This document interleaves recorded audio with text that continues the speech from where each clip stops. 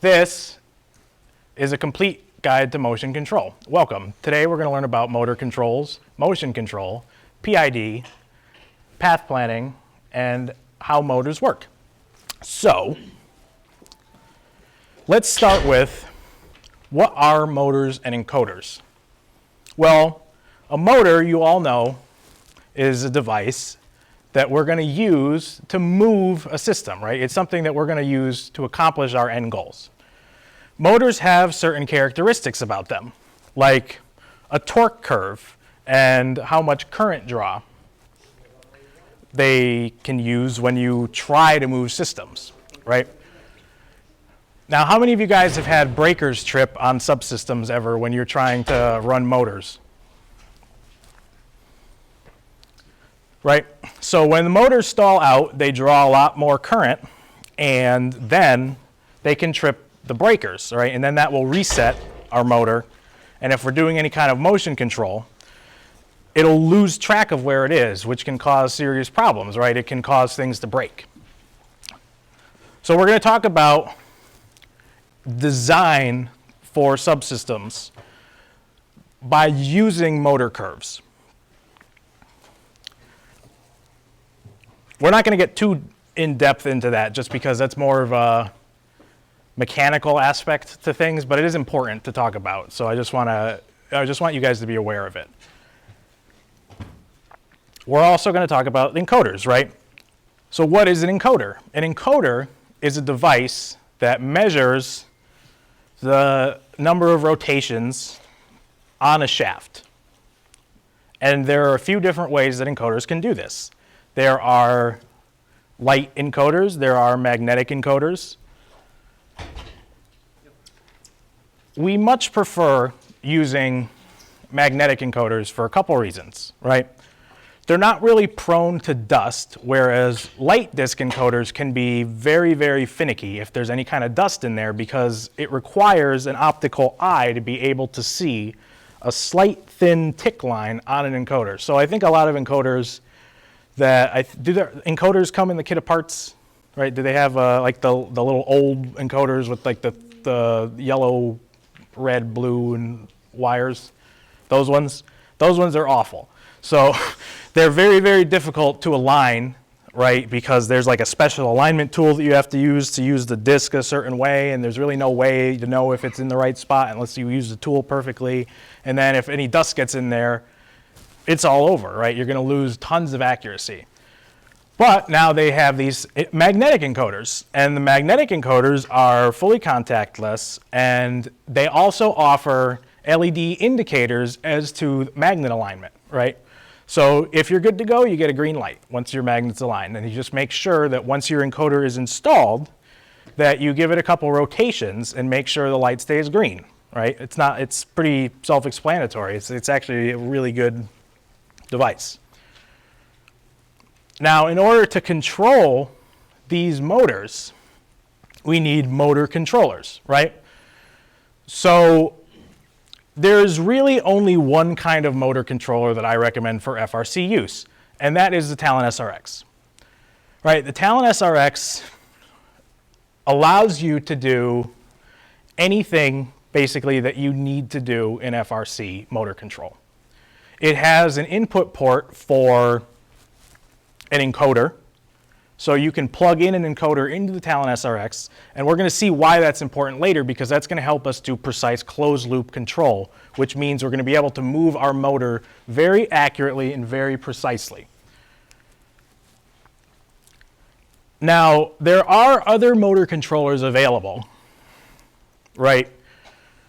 There are things like the Victor SP, the Talon SR, and there's a Victor SPX. The Victor SPX is the closest of all of those to the Talon SRX because of its functionality, but it does not have an onboard encoder port. It is only meant to act as a slave to the Talon SRX. And what a slave is a motor controller that mirrors the output of another motor controller, right? So you can choose a master in your subsystem, right? And that will replicate its output to the slave motor controller. Now, the problem with the Victor SPX is that there is no onboard current sensing. So I don't recommend it for use in a system at all. If you want to do monitoring on your motors to make sure that bad things aren't happening, I don't recommend the Victor SPX for that reason. There are ways around it where you can couple the input of the Victor SPX, and I've written a wrapper class for it that will pull the current from the power distribution panel for that channel, but then you have to know the channel ID. And in addition to that, the update rate is slower. So I really only recommend using the Talon SRX. And I know that they are an expensive motor controller, but that is one place that it's absolutely worth it to put your money.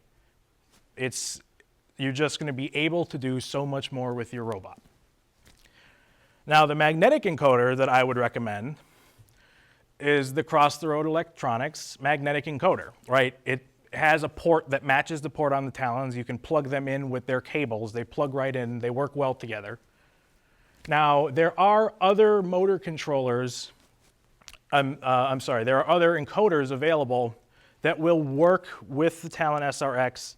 However, there are some issues occasionally that I've heard of, and I just don't see any point to not using the Cross-the-Road Electronics magnetic encoder. The only reason that people have given me is that it's not the Cross-the-Road Electronics encoder. And I'm like, well, that's not a good reason, right? What can you not do with this encoder that you're trying to do with a different one? And I have never heard a good answer as to why you can't use the Cross-the-Road Electronics encoder. So in addition to that, there are only certain transmissions that I would recommend, right? And my favorite small actuator transmission is the Versaplanetary gearbox, due to the fact that they're configurable, right? You can choose the gear ratio that you want, so when you're doing your motor curve design, it's pretty easy to choose an attainable gear ratio that will work to manipulate your subsystem. And secondly, it has an encoder stage that you can add on to the output and put that between the gears and the output shaft. And an important thing to remember is that whenever you install an encoder on a subsystem, you really, really want to put it on the output shaft. Now, people will argue, but I don't have to put it on the output shaft because I can just do math and calculate based on the gear ratio to get an actual output from the output shaft. Don't do math, okay? Just don't do it. You're so much better off putting it on the output shaft. It's less prone to mistakes, and it will just allow you to do more things. In addition to helping in certain instances to compensate with gear lash in a subsystem. Just put it on the output shaft. It's so much better. Now, are there any questions so far regarding the material that we just covered? Yes? What was the transmission you said you recommended? The Vex Pro Versaplanetary.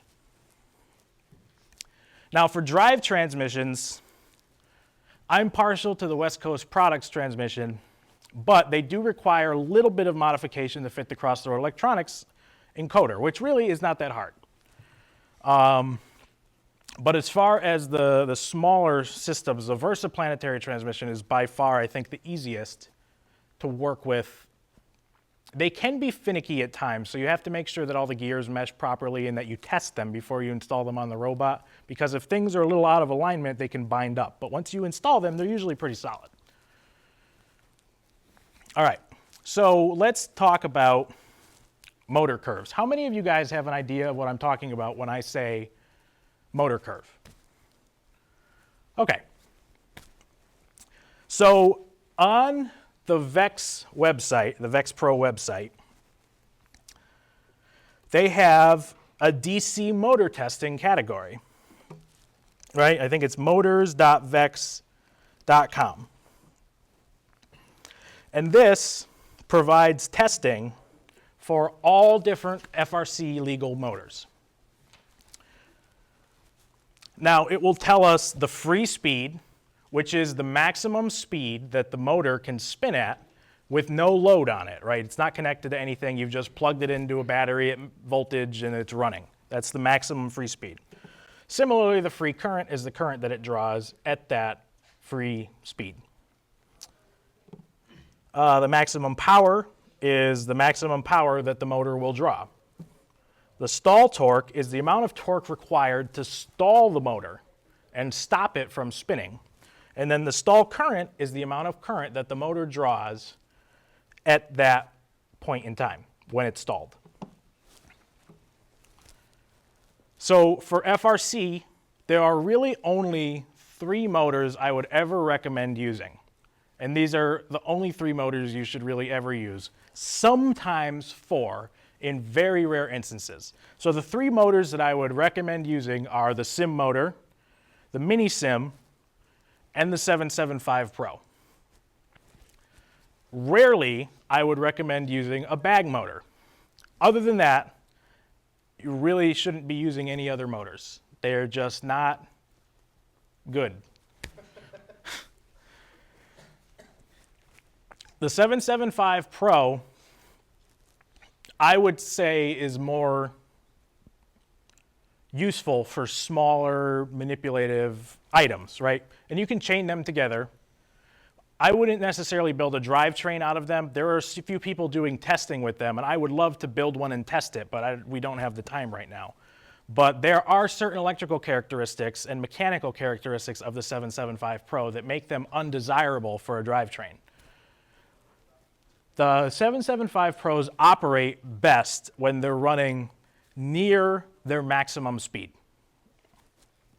When you operate them at lower speeds, they tend to draw more current and they burn out faster, right? So the 775 Pros definitely generate a lot of heat. And when they generate heat, the magnets can crack on the inside the motor, right? So when that happens, they start losing torque and they start losing speed. And then slowly your subsystem dies. Another problem that occurs with those motors is that the brushes can melt if they overheat. So that's why it's important to design the subsystems to support, for the motor to support that subsystem well without encountering those issues. Now the sim motor is a great motor for really like powerful, torquey applications where you don't need a ton of speed and you're going to run things close to the stall torque of the motor, right? They have a very good low-end torque response. They can operate well throughout their entire RPM range. They're good motors. And in addition to that, they're almost indestructible, right? You can stall them out for periods of time, and at the end of that, they will still operate. If a 775 Pro stalls out for more than like a half a second, you run the risk of melting the brushes, which then the motor will just become intermittent and then spark half the time and then eventually just blow up. And the brushes will snap off and then it'll never run again. But the sim motor is not prone to that problem. So that's why they're good for certain kinds of low-end RPM torquey designs. Mini sim, very similar to a sim motor, just a little bit smaller, right? So similar characteristics there, a little bit more free speed, a little bit less stall torque, a lot less stall torque, but also lighter. And then the bag motor is roughly it's just a little bit lighter than a 775 Pro. And the electrical characteristics of it, I don't think make up for the weight. The free speed is lower, the torque is lower. They're a little bit more resistant to burning than the 775 Pro, but they still burn. You know, so if you stall them or if they're over torqued, they will still smoke and then not work very well.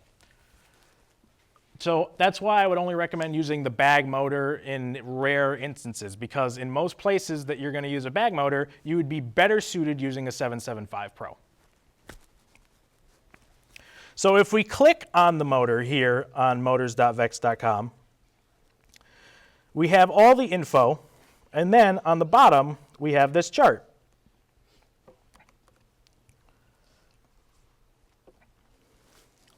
Now this chart has RPM on the x-axis.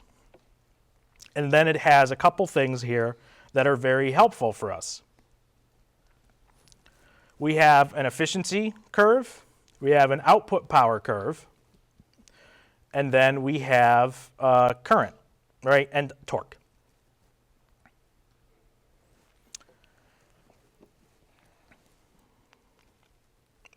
So it's important to design motors based on their electrical characteristics, right? You want to operate the motor as close to where the torque and the efficiency curve intersect, in my opinion. I would say that it depends again on the motor, because like I said before, this R775 Pro tends to enjoy running at a higher RPM, so you would want to run higher in the efficiency curve, right? So in order to do this, we need to know roughly what we're trying to accomplish with the subsystem, right? Like how much torque do we need to move the subsystem? And how are we going to accomplish this? Sometimes we have to go through other devices, right?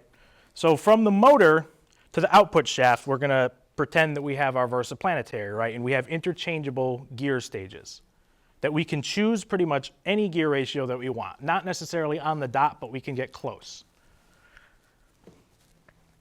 So the way gear ratios work is that when you have multiple transmissions chained together, it's a multiplicative factor, right? So if I have a 5 stage, like a 5-to-1 Vex Pro versaplanetary stage, and a 6-to-1 Vex Pro versaplanetary stage, my overall gear ratio from the motor to the output shaft is going to be 5 times 6, so it's going to be a 30-to-1 transmission.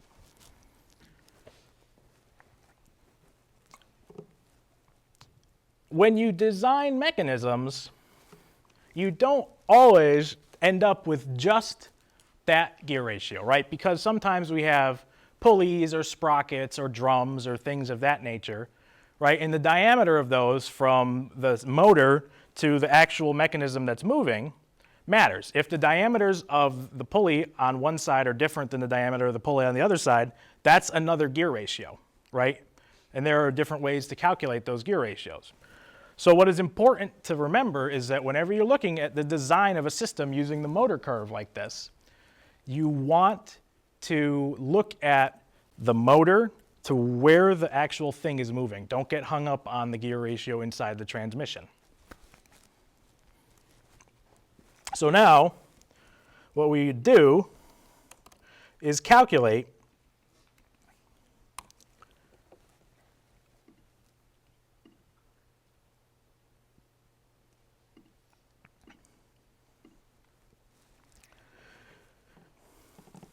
we would calculate our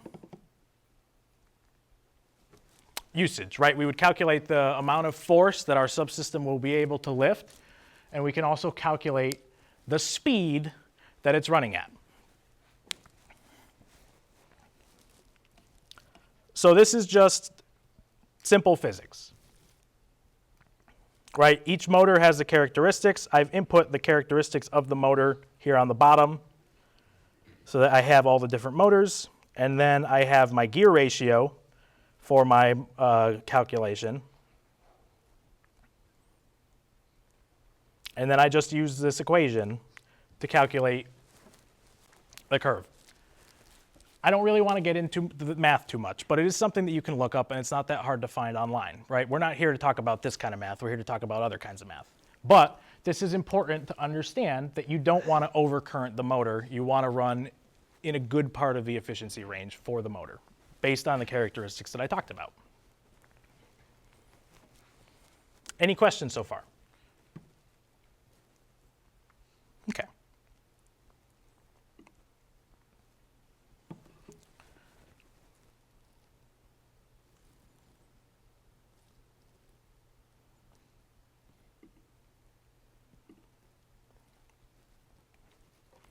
So now, let's talk about what is motion control. Somebody in the audience, what do you think? What is motion control to you? Yes. Being able to accurately control the motion of the system from software. Okay. being able to accurately control the motion of a system from software. It's a pretty good definition of motion control, right? That's what we want to accomplish, and that's why we're all here. In order to accomplish this, right, we need certain tools. We need tools like the encoder that we talked about, and we can accomplish everything that we need to do today with an encoder. But there's one more thing that we can need when we're doing things with like a drivetrain, right, which is a gyro. And a gyro is just a device that measures the rate of rotation of the robot, right? And it measures the rate of rotation, even though it will tell you things like the number of degrees that your robot has turned. That is the board itself or the RoboRio integrating the rate of rotation to accumulate the number of degrees that the robot has turned. Because it's not an actual measurable value, the number of degrees that the robot has turned, the only thing that's measurable is the rate of rotation. There are certain inaccuracies that can be introduced into the actual number of degrees that the robot has turned, which is why it's important to choose a very good gyro to accomplish your tasks, right? I happen to be partial to the NavX because a little while ago we were working on a vision control algorithm for the Stronghold game that we needed a faster refresh rate on the gyro, and the creator of the NavX, I had emailed him asking my problems, and he's like, oh, well, we only do 60 hertz right now, and I was like, can we up it? He's like, sure, here's 240. So he increased the refresh rate of the gyro for me, and it's been like fantastic ever since. I think it does 200 hertz or something now. It's amazing, and it's really, really good. The other thing is the Pigeon. The Pigeon is a Crossroad Electronics gyro, and that's another very good gyro. And that one's nice because it has other characteristics, right? It plugs directly into the Talon. One of the caveats with that, though, is that I believe the max update rate you can get by default is 10 milliseconds, so 100 hertz. And the problem with that is that sometimes that can be a little slow depending on what your control algorithm is doing, and it will also take up some CAN bus bandwidth because of the way it communicates with the Rio. And we're going to talk a little bit more about that stuff later. But the Pigeon is another good gyro. And if you want to do certain control modes on the Talon, instead of using something like the Cheesy Poof's path following, where they design all the algorithms into the RoboRio, and you want to use the algorithms that are built into the Talon, you will need the Pigeon in order to accomplish using the path following algorithms inside the Talon, because it's integrated into their system. But, like I said, I am partial to the NavX. The NavX is what we'll be using today. Generally, what we end up doing is writing a driver file, like a wrapper, for whatever gyro we end up using, so that we only ever interface with our wrapper inside the source code, and then you can just write a new driver that matches the interface for the gyro that you're using, and you can swap gyros in and out just by changing the instantiation of the driver file, and it's all polymorphic. How many of you guys are familiar with polymorphism? Okay, so polymorphism is an object-oriented programming technique that allows us to accomplish certain things easier, right? What languages do you guys primarily use? How many of you use Java? Almost everyone. How many of you use C++? How many of you use LabVIEW? Okay, everyone that uses LabVIEW and C++, I highly recommend you switch to Java. It's just, here's the thing. C++ is phenomenal, and there are certain things that we will only write in C++, and they are very performance-oriented, driven, and hardcore applications, right?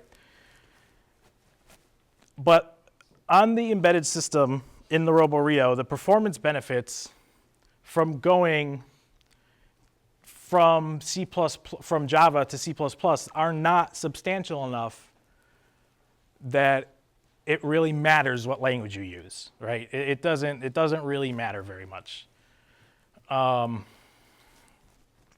The most limiting thing in most people's code is the WPI library task scheduler, because it will only update at a 20 millisecond refresh rate unless you create different notifiers, right? And you have to set up your own notifiers rather than using the built-in task scheduler, because the built-in task scheduler, I believe, is synced to the driver station, which has a 20 millisecond update rate. That is one of the most terrible things for motion control, is having a slow refresh rate like 20 milliseconds. Now you might think 20 milliseconds, that's pretty fast. It's not fast in this world, that's really slow.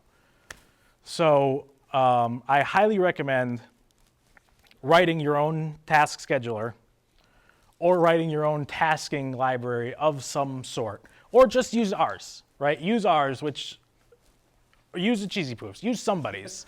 Don't use the WPI library one.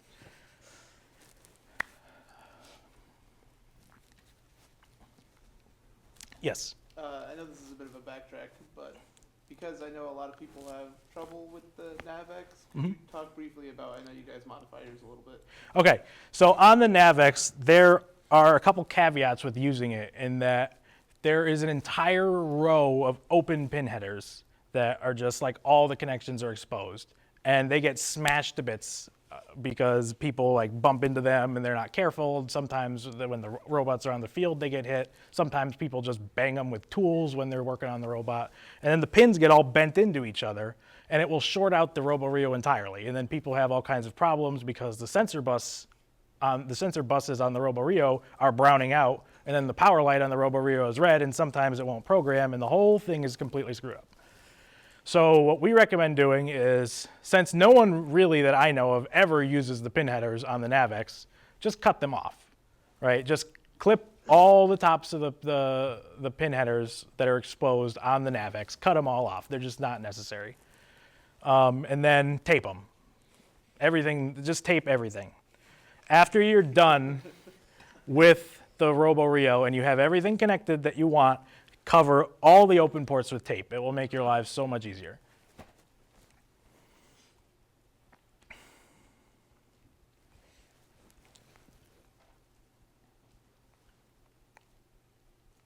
But thank you, yeah, that is a very important thing. That's something you don't want to be hamstrung by.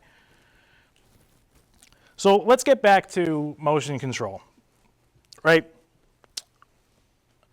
We need precise motor control in order to accomplish certain tasks, like autonomous, like placing cubes on the scale or the switch, driving accurately and autonomous. And there are a couple different modes of motion control that we can use to help us accomplish these tasks, right? We can control motors based on the position, right? Based on the number of encoder ticks that are counted.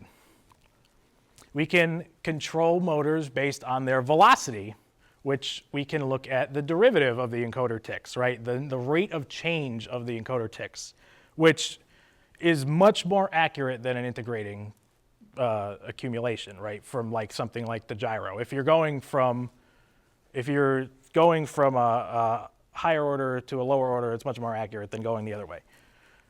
Less noise. And lastly, we can control the motors with current. Does anyone have any ideas why we would want to use current control on a motor? Just pure current control. Okay, so one of the control modes that we used this year was current control mode on our intake wheels, right? Because when we had a cube, we wanted to hold it in very lightly at a very, very small motor rate. But we didn't, because our intake is driven by 775 Pros, and we're basically stalling them out. We didn't want them to be able to operate in free mode where they could draw as much current as they want while they're stalled out, because it would continually trip the breakers and it would be awful. So what we did was we implemented current control mode and set our intake current to 2 amps when we have a cube. It just provides a light force that helps hold the cube in when it's holding it. So that's one example of something you could use current control mode for.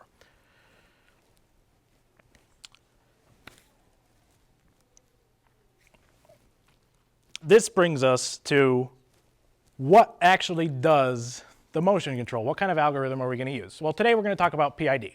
There are a couple other algorithms that are available, like state space controllers and things like that, but we're not really going to get into that much today. The PID is a pretty basic control algorithm that's still very accurate, right? If it's properly tuned, it should be able to do everything that you need it to do, right? There are a lot of people I find that get hung up on the way things should be, and they spend so much time focusing on the way things should be that they miss sight of the end goal of does it actually work? And a lot of times the answer is no, it doesn't actually work. So let's talk about how to actually make things work. And I think that when I talk about how to implement a PID subsystem, there are going to be a lot of people that disagree with me. And that's totally fine. But from my experience, I've found that these control loops tend to be more accurate for FRC use. So PID.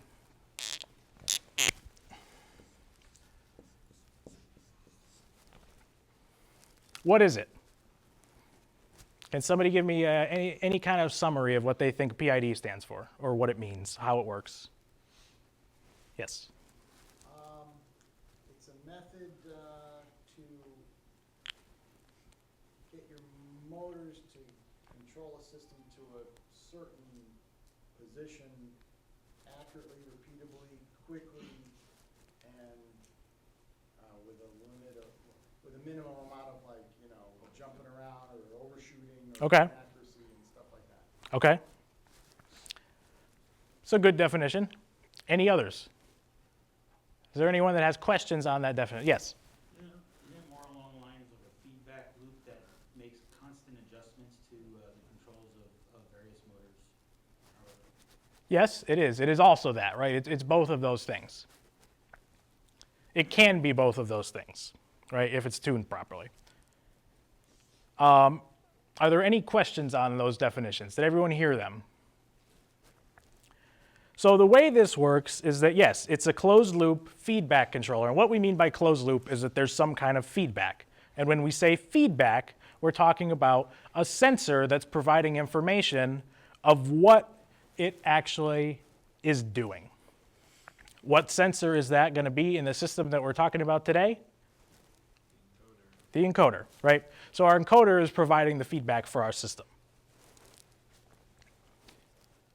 Now, the PID algorithm is a way to get from a place where you are now to where you want to be. And for this example, we're going to do it in terms of position. However, it will also work for things like velocity and current, right? Because it doesn't matter the unit that you substitute in, the idea is the same. It does matter the unit a little bit later on, but we'll talk about that later. For our basic PID controller, it doesn't matter. So,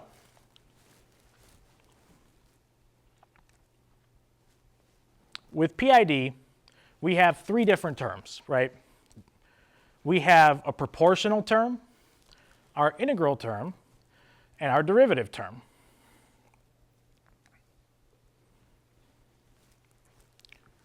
Right, so our P is our proportional term, our I is our integral term, and our D is our derivative term.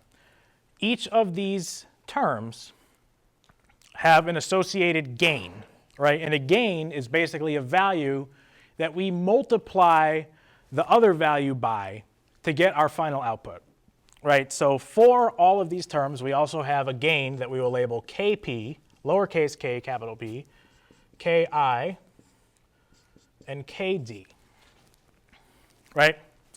And these gains are the gains that we will be tuning.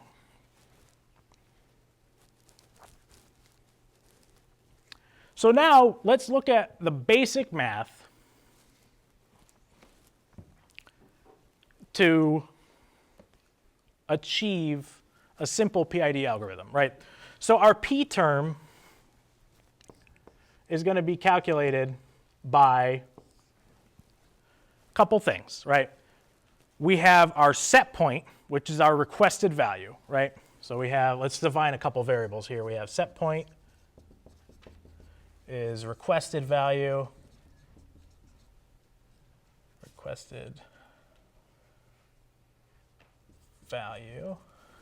and then our actual is our actual position, right? Actual value. Okay. So now we will take our set point, subtract our actual value, and multiply this by our P gain.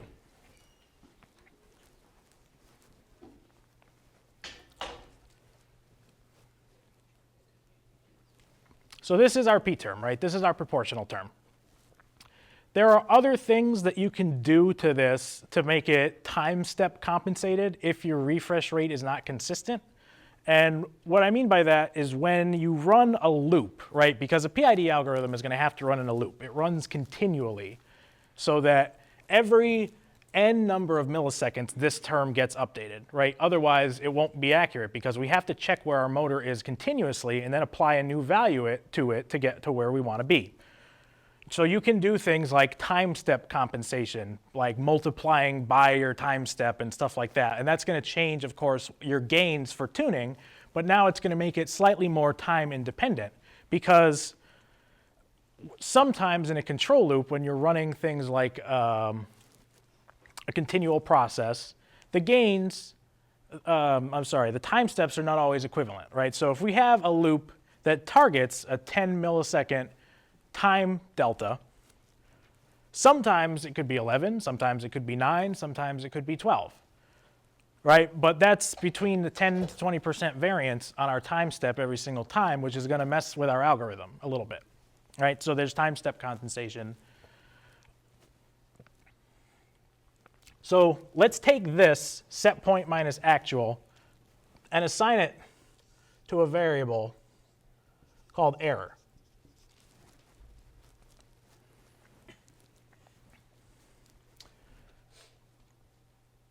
Now, our I term is going to be a running sum of our error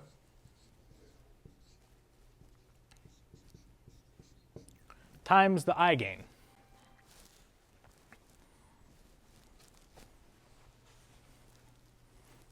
So everyone is okay that this is accumulating, right? The plus equals, it's continually adding every time iteration.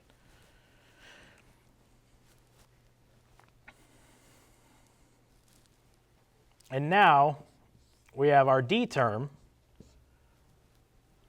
which is going to be our error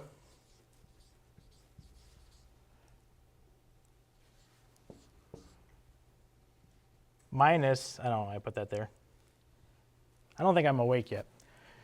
Minus our previous error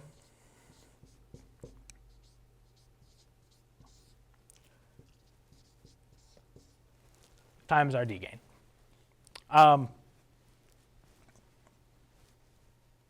Usually over time, but yes. Could you just read that first equation again? P equals a set point minus the actual in parentheses times KP. Right, usually this last one is a change in time, right, ratio, because it's a change, it's a slope.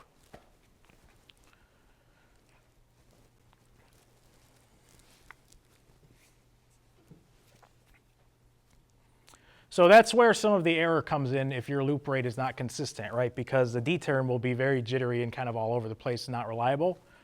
One method of approaching that is time step compensating the other terms. A better method of approaching that is just making your loop rate consistent. But it's very, very difficult to do on a system like the RoboRio because it runs an operating system, it has its own task scheduler. If you do any kind of dispatching, like threading or stuff like that, it has all kinds of integrated craziness that just will not provide you with an accurate loop rate. Yes? Is there a real-time clock that you can use to get that delta time Yes, the FPGA has an integrated RTC. So there's an integrated real-time clock. It's pretty accurate. It's called the, I think the method is like get FPGA timestamp or something like that in the WPI library. And that's a very, very accurate clock that I would say is accurate below microseconds, but used at the level of microseconds, right? Something like that. And just make sure you do a unit check on that before you start applying it to anything, because I forget what units it comes in. So this is our basic operation.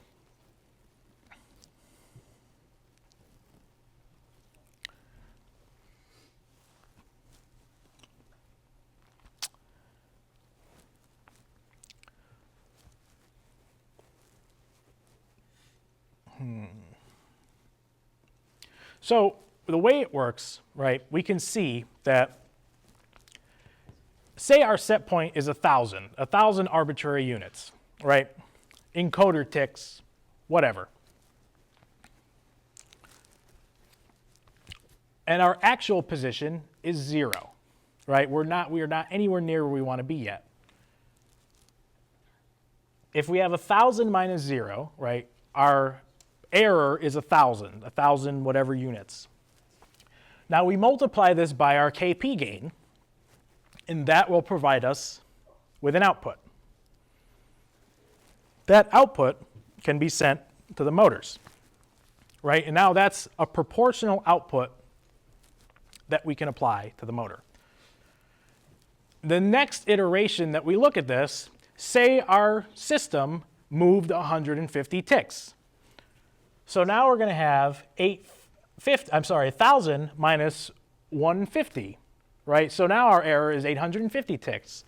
We multiply that by our KP gain, and our motor output is a little less than it was before, right? Because it's just stepped down a little bit. So that's why as we approach our set point, the PID control algorithm will help dial back the motor's output speed so that we can reach our position and hold it.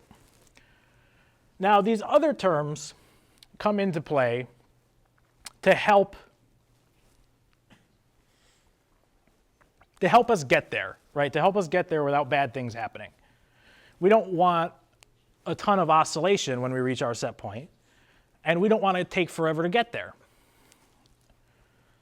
So those are like two opposites that we really need to approach from a tuning standpoint, and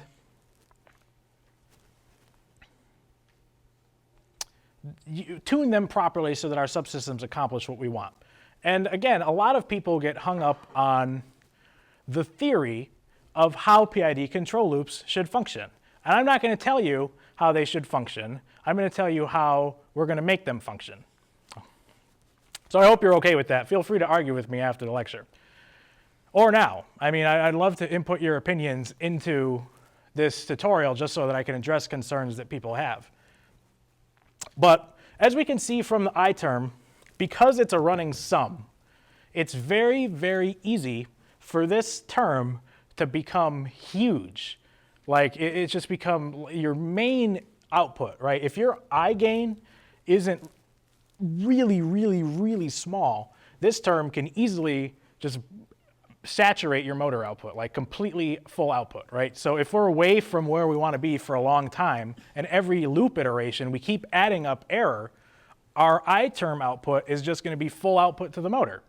And this is called integral windup, right? And there are a million different ways that people come up with to remove integral windup. There are all kinds of capping algorithms. There's this thing that the Talon SRX implements called I-zone, which is a way to control where the integral even comes into play to start accumulating. You can put a maximum limit on the I-zone, on the I accumulator. You can cap the max motor output. I mean, there's all kinds of stuff that you can do to deal with integral windup. And my favorite way to deal with integral windup is just set the I gain to 0. You don't need the I term for the majority of subsystems that you're going to be tuning in FRC. And everyone is going to argue with me about it because I is generally used to remove steady state error from a subsystem, right? So like you've tuned the subsystem and your actual value is here, and you're sitting here, like right below it, usually you use your I gain to remove the steady state error just a little bit so that it bumps it up to where we want to be. It's just not worth it. I mean, the encoders on these things are so accurate, and you have so much precise control that if there's a little bit of deviation between your actual and your set point, it just doesn't matter. It doesn't matter to introduce a whole world of complications about dealing with integral windup. It just doesn't make sense. Another thing that I'm going to say is that people get so caught up with the way PID things should be in calculating the gains, right? A lot of people want to calculate the gains. And my argument is that you can calculate as much as you want, but it's never going to be good enough, right? Because we can never model a system perfectly, no matter how hard we try. And no, that's not entirely true all the time. But for FRC, it absolutely is, because we're building things with bandsaws and hand drills and stuff, right? So it's just not worth calculating to me, in my opinion. If you want to learn how to calculate the gains to teach how to calculate gains, fine. But I don't recommend putting it in the robot. So instead, what we're going to do is I'm going to teach you guys how to experimentally tune a PID. For the majority of subsystems, we will be using Ki as a zero term.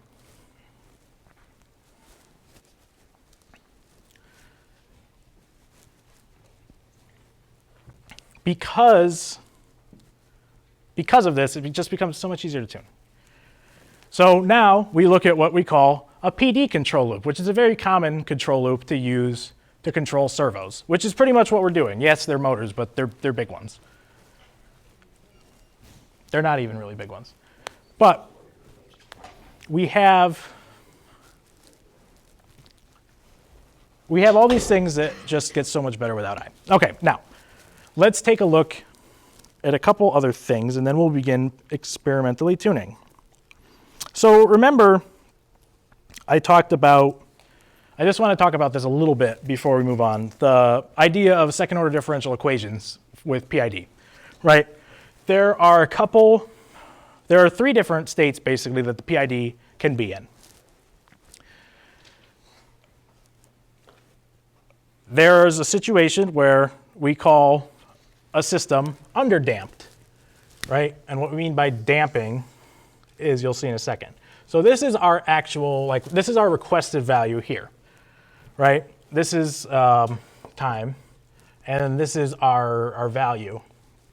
So this is requested, set point,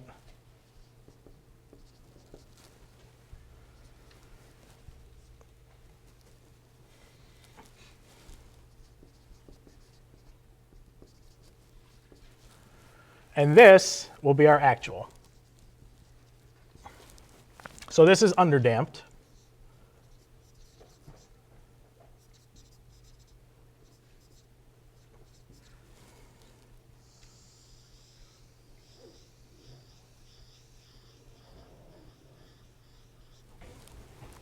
Right? And what we see here is a lot of oscillation.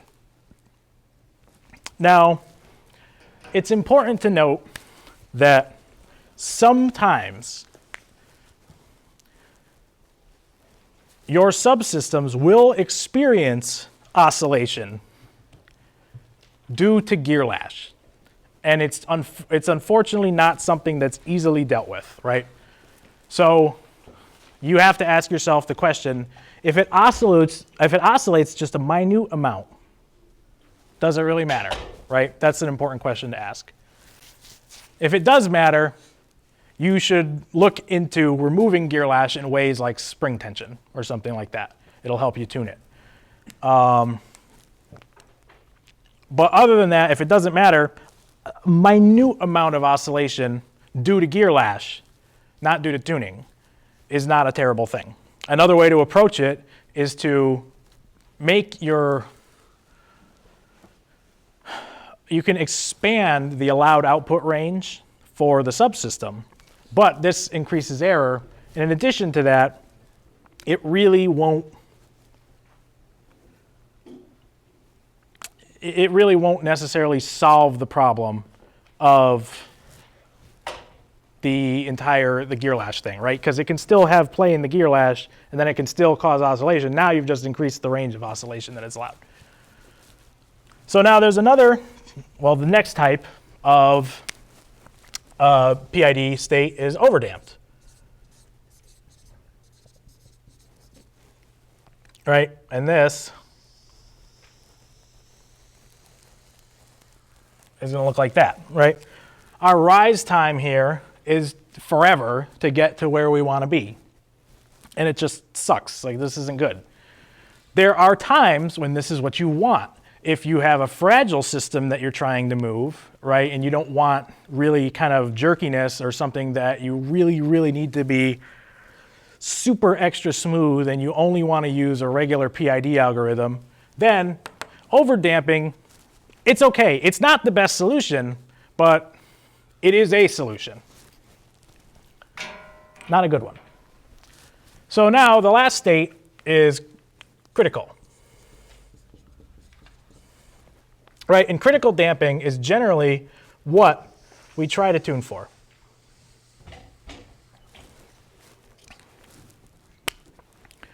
Right, in critical damping,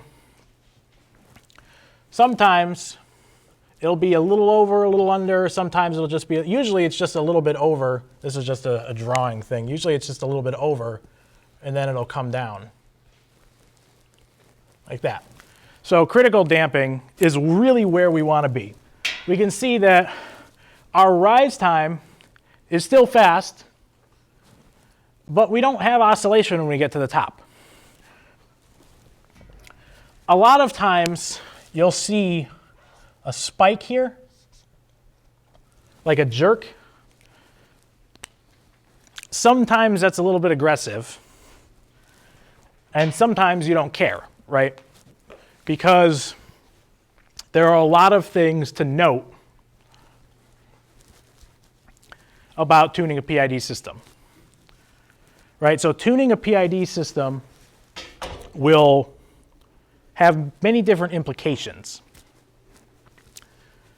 If we tune to reach this stage, we have to ask if we want the system to be able to be moved lightly by hand, kind of thing, right? You wouldn't ever really move it by hand, but it's an implication. If it's able to be moved, it's not going to hold position as tightly as something else, right? You wouldn't want our elevator to be able to be pushed by hand if it's at a set point. You want it to be really, really tightly in place at where it is, right? And held there. Now, we can do this by choosing a P term that's significantly high enough to give us enough motor output to hold where we want it to be, right? And another way that we can do this is by giving a D term that's significantly high enough to apply extra motor output when it senses the encoder rate start to change, right? Now, the D term is interesting because it can introduce occasionally high-frequency noise into a subsystem that can cause very intense oscillations. And there are certain ways to deal with that through filters.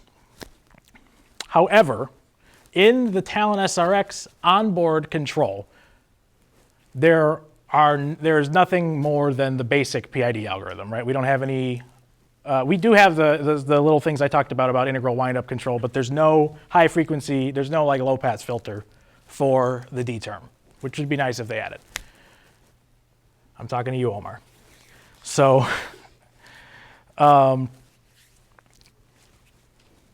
because of this, we need to be careful when tuning our systems that we don't choose a D gain that causes an insane amount of high frequency oscillation, because that will burn motors out as well. If you're constantly forward and reverse outputting the motor and it's going to be switching direction, that's going to draw a ton of current, right? And that burns out motors all the time. So now we want to talk about how to tune the PID controller. Tuning is important because, like we talked about, it'll remove error from the system, it will stop oscillations, and it will just help us in replicating accuracy again and again and again. Now, we talked about calculating gains, and we talked about why those calculations aren't necessarily always going to work as well as not calculating, right? So let's talk about experimental tuning. And experimental tuning is more from a standpoint of not knowing how the system functions inside. Like if you do know how the system functions inside, you have a leg up because you know what the different terms correspond to and we can adjust them accordingly. Now, PID is a pretty simple control. So we know how the terms function inside, so we can adjust the gains accordingly and still tune experimentally. It'll give us a little bit more understanding of what's going on.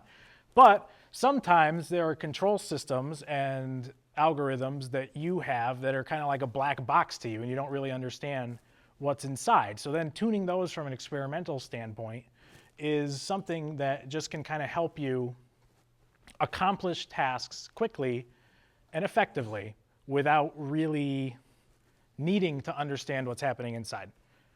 Now, understanding what's happening inside is obviously preferable, right? But unfortunately, it doesn't always occur in real life. So we'll talk about experimental gain tuning. So with PIDs, we're always going to want to start with the P term for position control, right? So we start with P. Now there's a method of tuning PIDs called the Ziegler-Nichols method. And it's useful, but there's still too much math involved for me. I just don't like it. Like it's a good thing if you want to do it, but it uses the I term, which I'm not fond of, like we talked about, and it's just too much math. So we're going to do this method, which is really just some stuff I made up. So we'll see how it works, right? Now, the important thing to remember is that PID is not motion profiling, right? PID is just raw motion control. So we don't have any control over certain characteristics of the system besides the control mode we choose, right? So if we're controlling position mode, we only have control of position. If we're controlling velocity, we only have control of velocity, right? So who has an idea of what motion profiling is? Any takers? All right. So motion profiling, we'll just say, is a way for you to control multiple aspects of the system at once, right? In our cases, typically acceleration, velocity, and position, right? So if we're able to control those three different factors, we can create a much more precise output, right? So for a linear system, it becomes much smoother for us to control a system because we now have control over the acceleration. We have control over the velocity, right? We have control of the acceleration through the velocity. There's no actual acceleration control other than us just changing the velocity that we request based on time, right? That's our acceleration control. And then, of course, our final goal in this instance, the position of the system. So we're going to talk about tuning a motion profiled system after we tune the raw PID. So we'll try and tune this elevator with raw PID first. So here on the projector, I know the text is kind of small, so I apologize for that, but it's really was never ever meant to see the light of day for public use. We have a much better tool that we're working on developing that is much prettier. This one's just ugly, but it works. So this is a LabVIEW dash that has a LabVIEW panel that has a full control interface for tuning a PID, right? And it's geared towards the talons because we have certain talon-specific terms in here, like the acceleration and cruise velocity for the special control modes on the talon that we'll talk about later. Our new interface is also geared towards tuning the Talon SRXs due to the fact that I said before, those are the only motor controllers you should ever be using, right? Don't ever use anything else. It's just not worth it. So in that version, we'll have access to all of the terms, like the iZone, the max integral accumulator, all of that stuff, so that it's full tuning capability. This one might actually have more if you scroll down. I kept adding stuff on as time went, and I never reorganized it. But so basically, the most important parts of a PID tuner are having this graph, right? That is the most important thing in tuning a PID, is being able to create a plot that gives us our actual versus our request, right? And in tuning this PID subsystem, you're going to be tuning that graph to try and achieve as close to critical damping as possible. Make sense? Everybody okay with that? Okay. So we have also developed a plugin basically for the robot. It's not an actual plugin. It's just a little Java file that you can dump in the robot and then say, oh, this system is now a tunable PID subsystem that has a whole bunch of UDP extensions that communicate with our dashboard here, with our LabVIEW panel. So this is, you can just download it from our repo online. The old version is kind of nasty and messy. We're, again, updating for the new one. I'm not sure when it'll be released, probably 2019 sometime, like right before launch. However, that will use a much more structured, organized method of communication, right? Because I think a lot of people get scared when we talk about sending raw UDP packets back and forth between like a LabVIEW panel and the robot. But the reason we do that is because it allows us to avoid nasty things that WPI provides, like network tables. Those things just don't work very well. And they've been getting better every year, but they introduce issues that I just got tired of dealing with. So we decided to get rid of using them. You know, they don't always connect in time by the time the match starts on the field.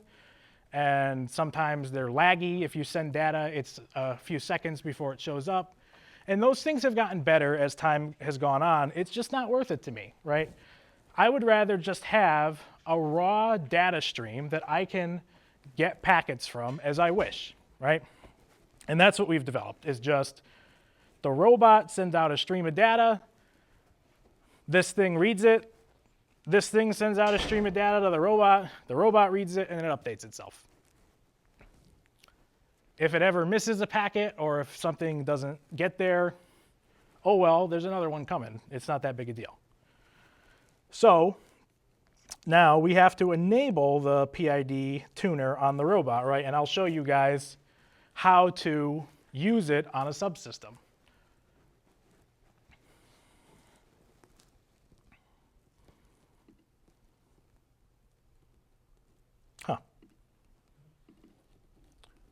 I don't know where I put it.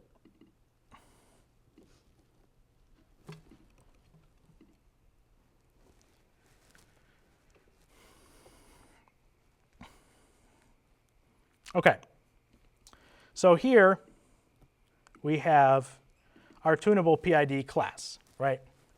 We've specified that we want to send updates at 50 milliseconds and we receive updates at 50 milliseconds. Now, the important thing to note is that anytime you're designing a network-based communication receiver, or really any kind of receiver, is that you always want to make the receive loop receive at more than twice as fast as your send loop. And why do we do this, right? Well, we do it to avoid issues with the buffer filling up, right? And we do it to avoid issues with our tasker running late, right? If we expect something to complete in 50 milliseconds and our send loop is running at 50 milliseconds, but our receive loop is slow, then if it's continually slow, stuff can build up, right? So in order to deal with that, we say, okay, just have everything that you receive run more than twice as fast as what you're sending. And this does pretty decent buffer management. Now, there are other tools to help you deal with the buffer, like actual buffer management, right? And actually moving the stuff around and only getting the latest packet and clearing it when you're done with it and stuff like that. But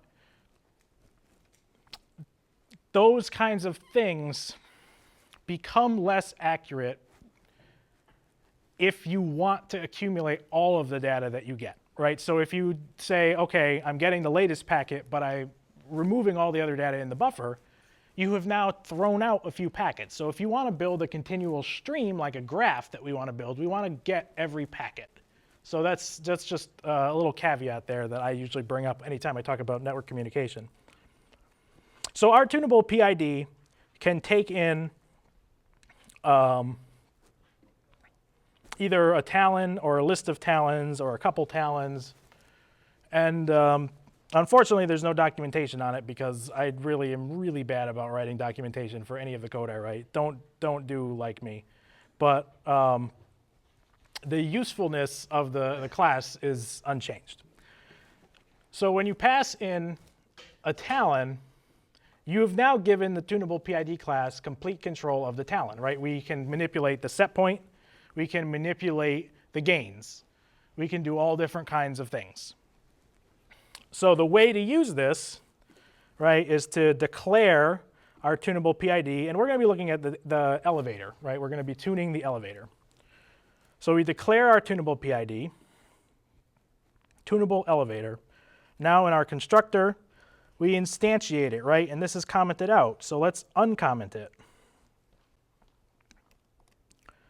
We declare it. We pass a name for the subsystem that we want to tune. The talon. This is a set point container for dealing with drivetrain tuning sometimes. It's a little bit helpful. And this is the port number.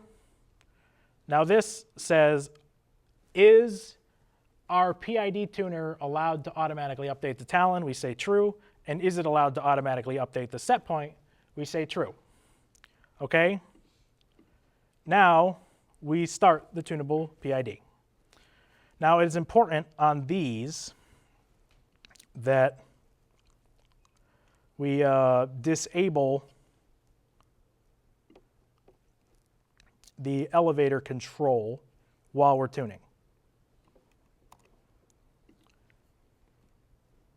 Very preferable, because otherwise you'll get all kinds of issues. So just turn it off, and then you can turn it back on when you're done. Now, the reason I didn't do it with an if statement was because I didn't want to take the time for that if statement to check itself every loop iteration, right? Because that's an additional couple microseconds to identify the condition, whether it's met or not. So that's why we didn't put it in that way. If you are using C++ and you decide to do this, I think we have a version of tunable PID for C++. You can use macros and compiler-defined statements so that when you actually compile the code isn't there, right? And then it is there when you put it back. That's kind of a nice feature. Java doesn't have that, so we do this. We comment. OK. So now let's build our code.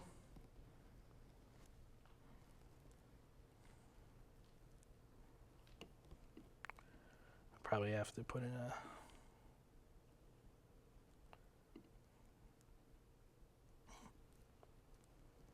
that works. And deploy it.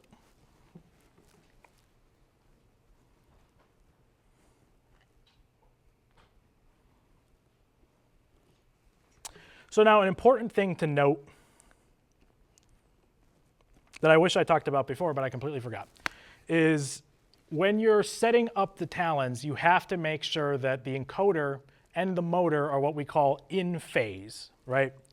So the encoder and the motor need to both be in the way that when we say the motor output is positive, like if we assign a value of 0.2 to output to our motors, you want the encoder to be moving forwards. You want the ticks to be getting more positive, right? If your motor value is positive and your encoder value is reading negative, your sensor is what we call out of phase. So now, the talon has two commands, right? There's an invert command, which changes the direction of the motor for being positive values, right?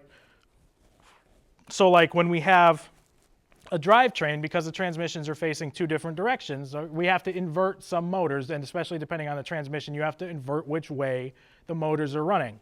And for that, we use the invert command. And it's important to understand that the master talon and the slave talons in a system must all have matching direction for positive motion, right? The motors have to all run in the same direction for positive motion. The invert command also changes the sensor phase. So if your sensor is out of phase and your motor is going the wrong direction, if you invert the motor, now your motor is going the right direction, but your sensor is still out of phase. So now you have to use the command set sensor phase. And then if you set sensor phase true, that means the sensor phase is inverted, and then the talon will reverse the encoder in relation to the motor. So then you would check that your positive motor output provides positive encoder counts, right? Now that we've done that, we can begin tuning. If you don't do that, the PID control, the closed loop control on the talon will completely freak out because it will drive it as hard as possible in the other direction of where you want to be, right? And that can break things really badly. So don't do that, but make sure you always check this first. And it's always good to use the web interface or like a console output printing the encoder ticks and driving the motor like very, very lightly with a joystick to see, is my encoder output positive when my motor output is positive? And don't forget, if you're using a joystick, that the y-axis is usually inverted. So make sure that your units match in the web interface. It'll show you the motor output and the encoder count.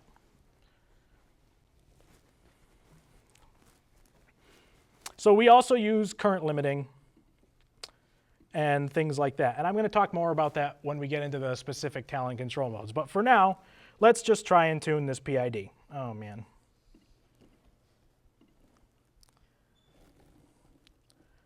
This thing like automatically changes the resolution on me all the time. It's awful.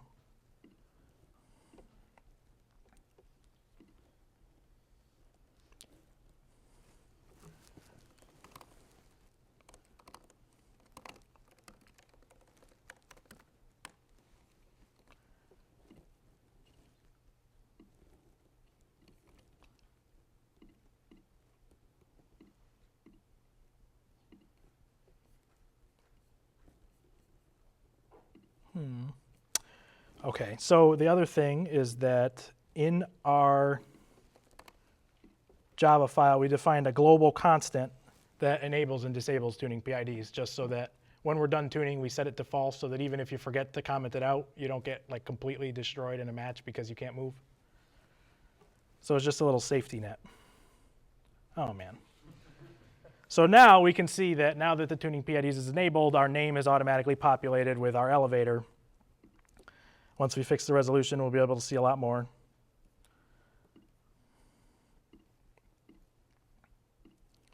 All right, so now we can see that our elevator is not perfectly at 0, right? So we know that our actual real value is working.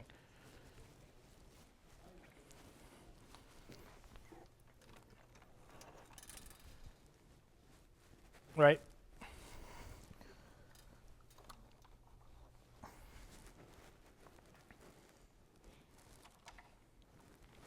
So,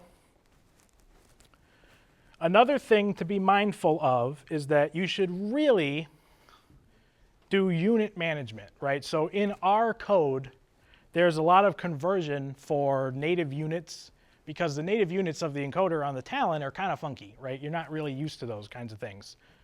Right, velocity is in ticks per 100 millisecond. What's a tick? Well, an encoder on a talon has 4096 counts per revolution, but a talon has a scaling factor for an encoder that just multiplies it by 4, I believe, on the magnetic encoder. So it's just the encoder itself only really has 1024 ticks per revolution, but if you read it in the talon interface, it has 4096. So it's just, you want to make sure that all the units match up, because if your scaling factors are off anywhere, then everything's going to be bad. So really pay attention to the units. Try and see what we did in our code. And unfortunately, this past year's version is messy. I apologize. Hopefully next year's version will be much, much neater. So let's start, right? First, let's measure how far we actually want to move by seeing what our value is when we've reached our desired height.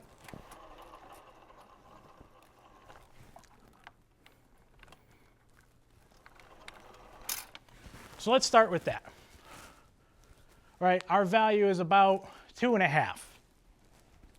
So let's try and reach 2.5 now, right? I'm going to put the elevator back to the bottom, and we're going to tune it to try and reach 2.5. And we're going to be able to change the set point back and forth in our tool.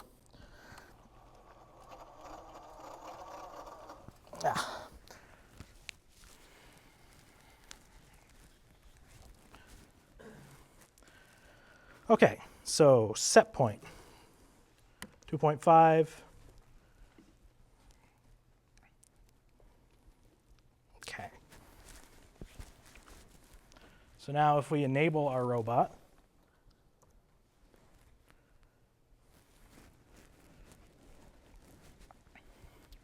we can begin to slowly increase the KP. You can hear it starting to turn, right?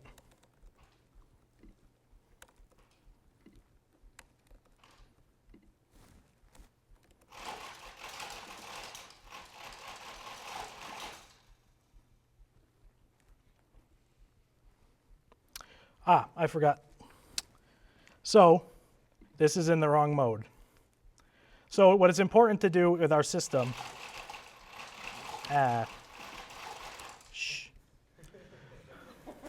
All right, so it's important to note that in our system, when you start the tunable PID, you also have to set the mode that you want to tune, right? So you do a set on it. And what we want to tune is position, right? So what I had before is the actual control mode we use, which is motion magic. But for this example, we're tuning raw PID position.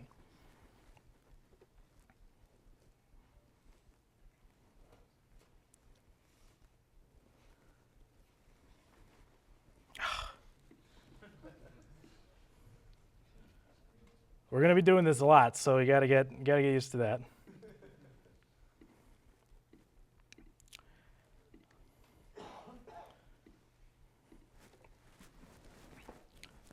The worst part is I'm friends with one of the guys at VMware. I just wish that he could fix it, but let's see. Okay, so our set point is 2.5. Now, let's try again with the position. We'll start small again, right?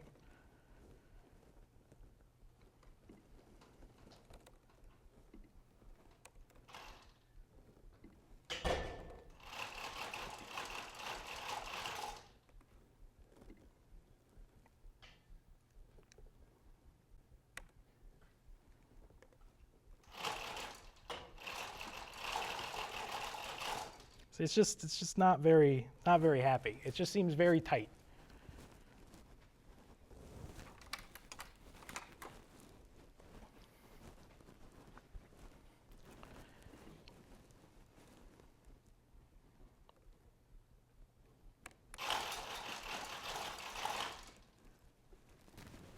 Are we running into a battery issue here?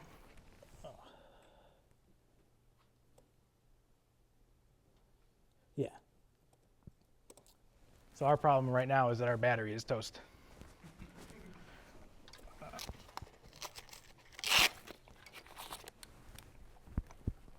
So this is one of those things, honestly, that I'm glad kind of happens in stuff like this, because this is all stuff that you deal with on a day-to-day basis. And you need to be able to troubleshoot these things.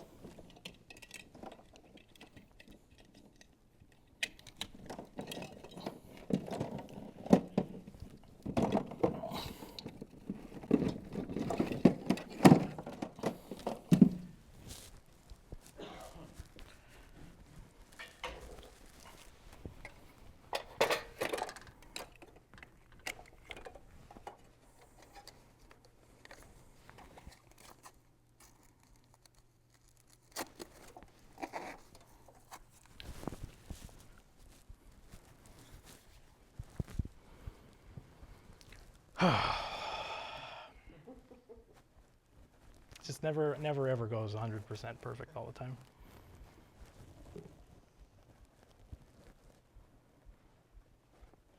So, are there any questions so far?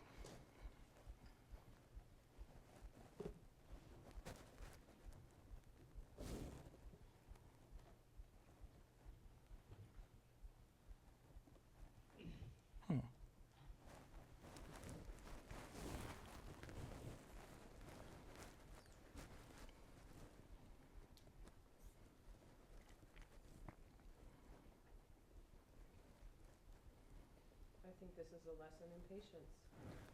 It is.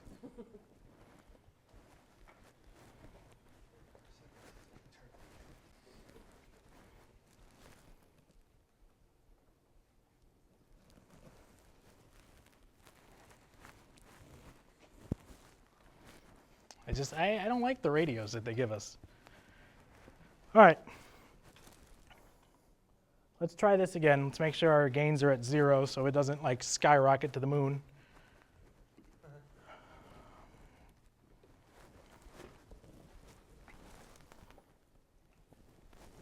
Okay.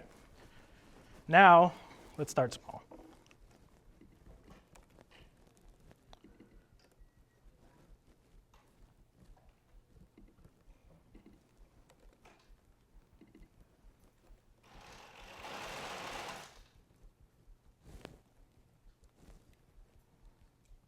So there, you heard a lot of oscillation, and then the breaker reset, right? You saw the actual value get real low.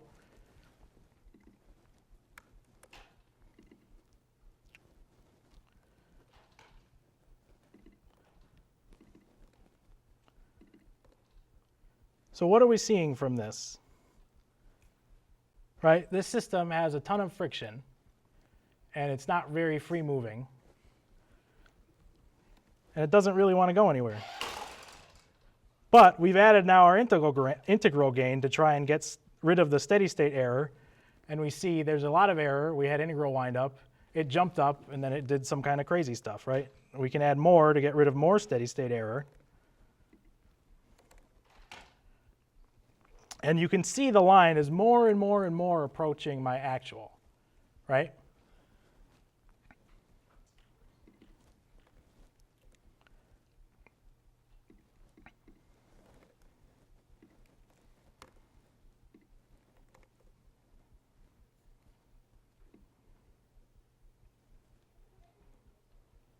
So on the bottom here is a little readout that tells us our integral accumulator.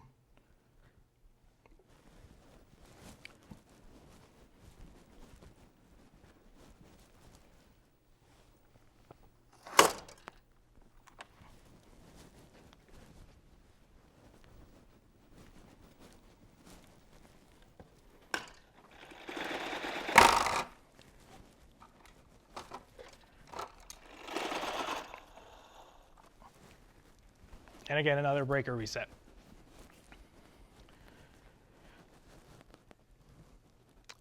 This may potentially be a unit error in our code.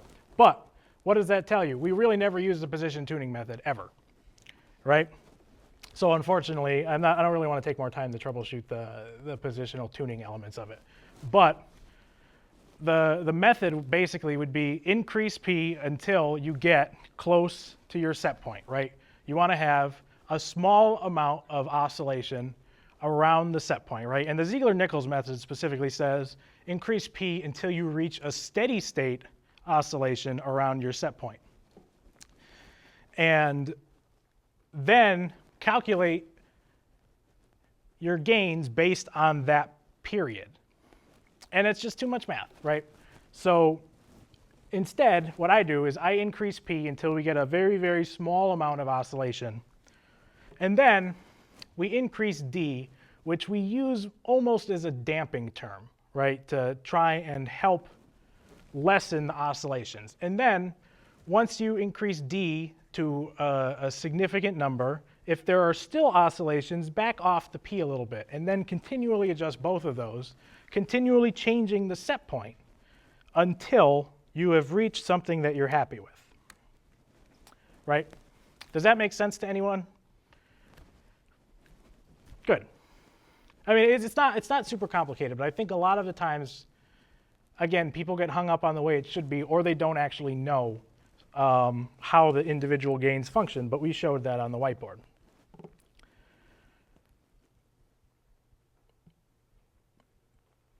Okay, so next, I would like to tune the control mode that we actually use. Right, so there's a control mode built into the Talon that's called Motion Magic. Right, and Motion Magic is basically auto motion profiling. And what that means is that we use it the same way as position mode, in that all we have to give the Talon is a set point, in addition to our gains and other constants and values. But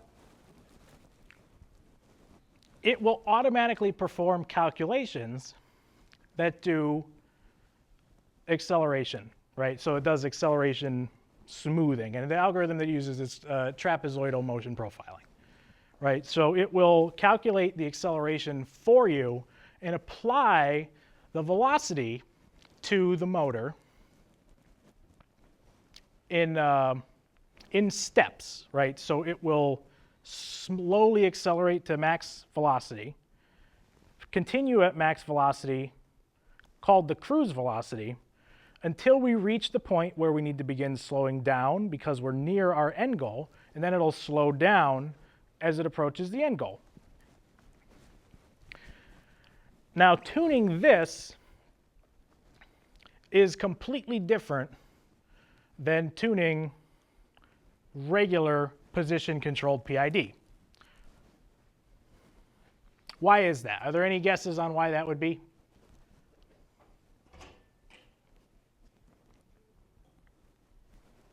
Anyone got anything? PI and D are constant? PI and D are going to be constant, right? That we can do gain scheduling where we can switch them and we can choose which gains we want to use, but they will stay constant, right? The gains, not necessarily the terms, of course. But good thought. Anyone else?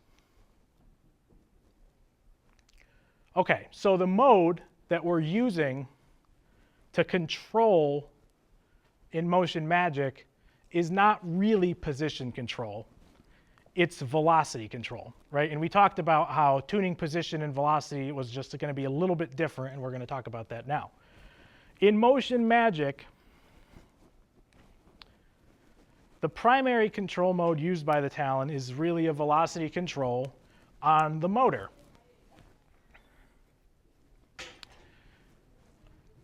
Why? Any ideas why we'd have velocity control as the primary control mode? Well, if we want to be able to control the acceleration and the position, we need to be able to control the velocity to control the acceleration, right? We are going to output our requested velocity over time to provide us an acceleration curve. Now, our end goal is still position. So in order to get our ultimate position, we can read the encoder ticks, obviously, but you can also integrate the velocity, like integrate the speed that you've been traveling at for X period of time. And you can accumulate that speed, so that allows us to get position from velocity as well. So velocity being basically like the middle of those two terms, it allows us to control both acceleration and position. Now, in order to tune a velocity control loop, I should have also said when we were talking about this that your motor output is the sum of these three terms, right? So like M out equals P plus I plus D. Now,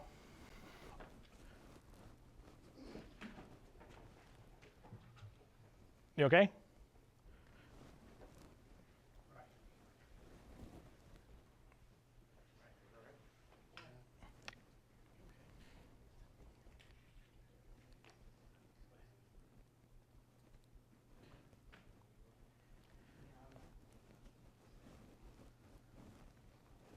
Okay, so when you're tuning velocity control, there is an additional term here that we need, right? And this is our feed forward. So has anyone seen the literature that talks about PID F, right? The F is our feed forward term. Now you would never use a feed forward term to tune a position control loop because F is really just a value, right? So your feed forward is a value that you're feeding into the PID that will always be output to the motor. So if you had a position control loop and you had a feed forward of 0.2, the smallest motor output you would ever have is 0.2, right? As long as your other components didn't come out to be a negative value. So the feed forward just is not conducive to positional control because it just provides continual output. But for something like velocity control, where we need a continual output to maintain a certain amount of velocity, feed forward is a perfect term because in addition to, well, what it does, it will provide stability for the control loop because the lower distance you have to cover using PI and D, the more stable your control loop is going to be. So if we can do the majority of our portion using the feed forward, we're much better off. So it's important now to understand that there are also differences between tuning, motion magic, and velocity. So for purely tuning a velocity control loop, you would use KF, and we would graph it, and we would measure the graph, and then we would experimentally tune KF by choosing a set point and adjusting KF until we were able to get close to our set point, and then we would do the last little bit using the PI and D terms, right? Very little I. Todd. Just to clarify, F should really be KF times your set point, right? Yeah, sorry. Indeed. Thank you. So this is a different formula. Do not be confused by the mess that's on the board. So yes, the KF is really just the gain. The F term is the gain times the set point. So when tuning a pure velocity control loop, Across the Road Electronics has a software manual for their Talons, right? And inside that manual, they have formulas that are like, oh, use this to calculate your KF term, right? In the older versions, they used to have that.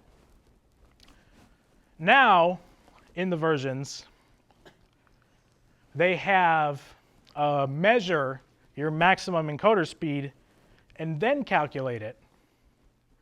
And that's more accurate, but it's still not what I would recommend for pure velocity control,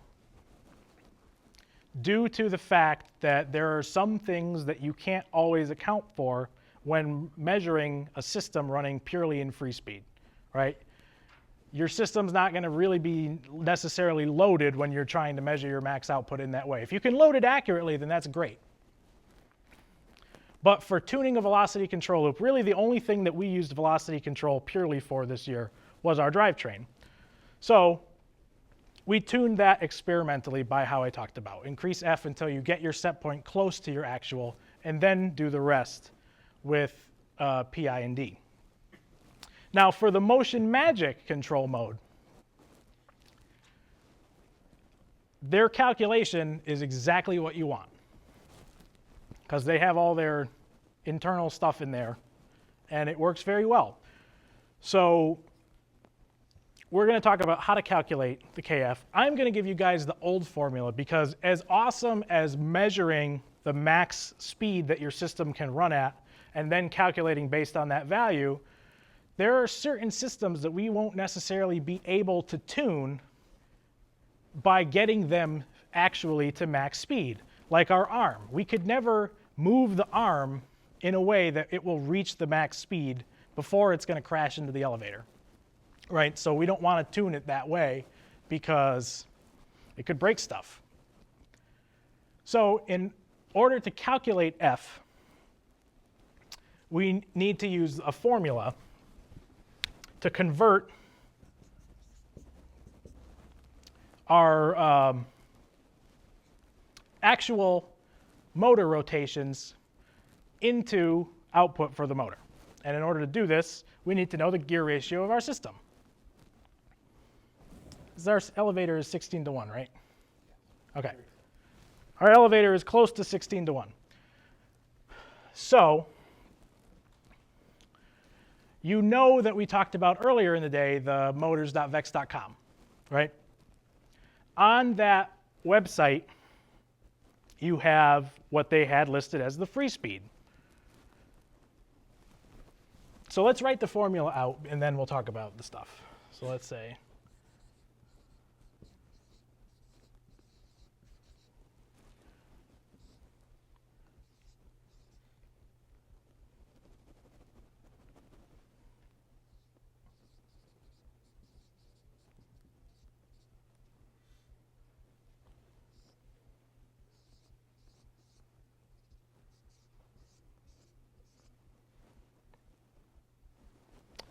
that's not what I want.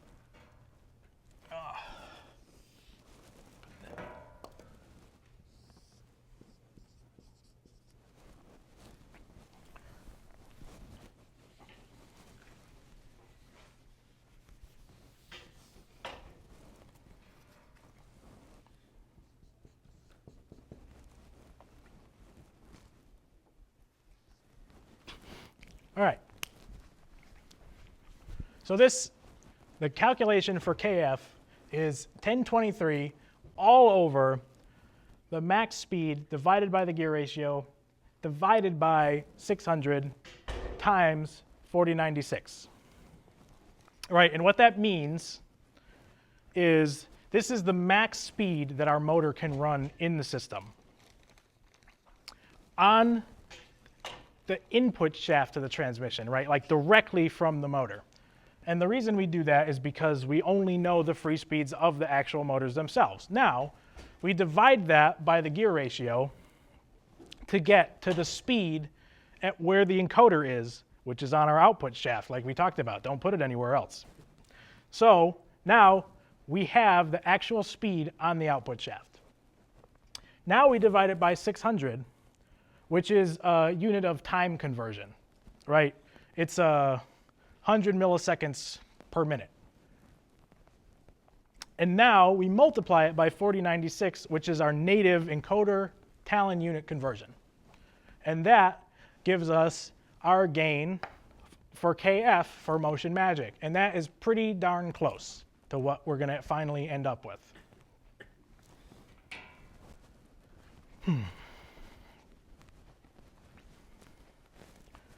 So let's see. I set this to Motion Magic. Let's deploy it. Is that the 600 times 4096 on the bottom, or is it the whole thing multiplied by 4096? The entire denominator is multiplied by 4096. It's not like 600 and 4096 are in parentheses. But let me rewrite it for you. What's that? I'm sorry. 1023 is the native Talon motor outputs unit. I don't know who asked that question, but the Talon, when we set the output,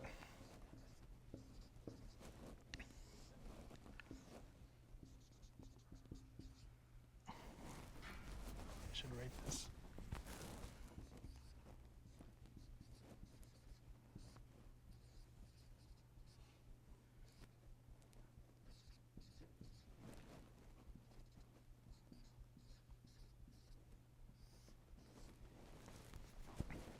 When we set the Talon in the code, our output to the Talon is between -1 and 1.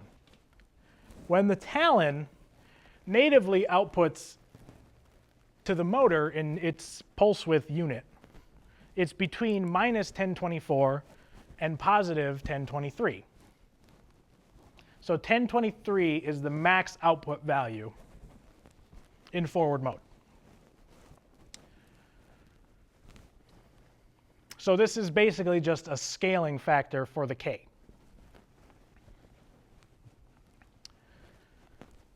Oh, man.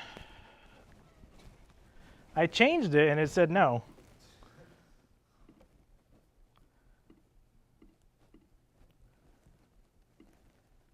I'm just going to keep that window up. OK.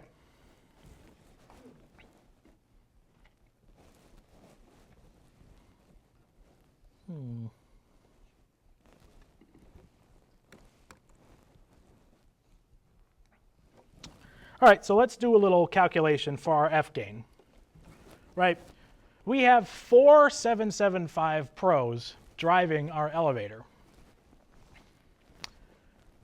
From motors.vex.com, we know that the free speed of the 775 Pro is 18,730 RPMs. We know that our gear ratio on the elevator is 16:1. What do you think? If a system is loaded, are we ever really going to reach free speed? No. So let's choose a value that's a little less than the free speed, right? Let's estimate that we're going to have a little loss there. So let's choose 16,000 to start with. Okay, so our max RPMs from the motor we'll say is 16,000 loaded. Our gear ratio is 16:1.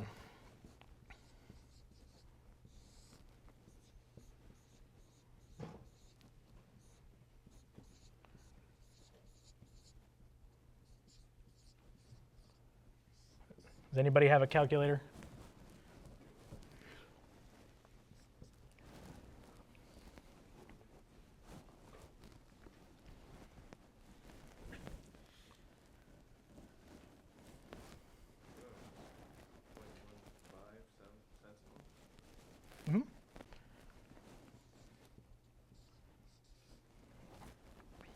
All right, 0.15. I mean, let's try it, right? Let's see what happens. So actually what's going to happen is we're going to type it in and nothing's going to move, and you guys are going to be like, ooh, haha. But we're not really going to get any movement until we add a P gain.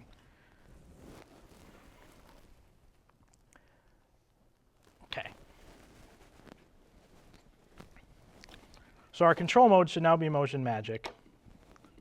So let's type in 0.15. Our set point is 2.5. Now let's add a small p. Right? We hear it trying to move. Let's add more p.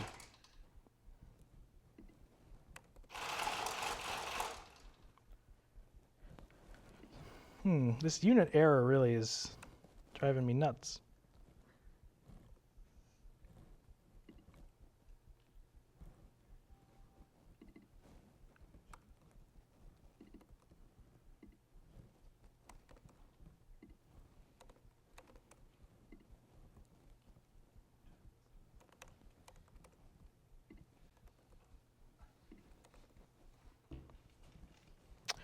Of course.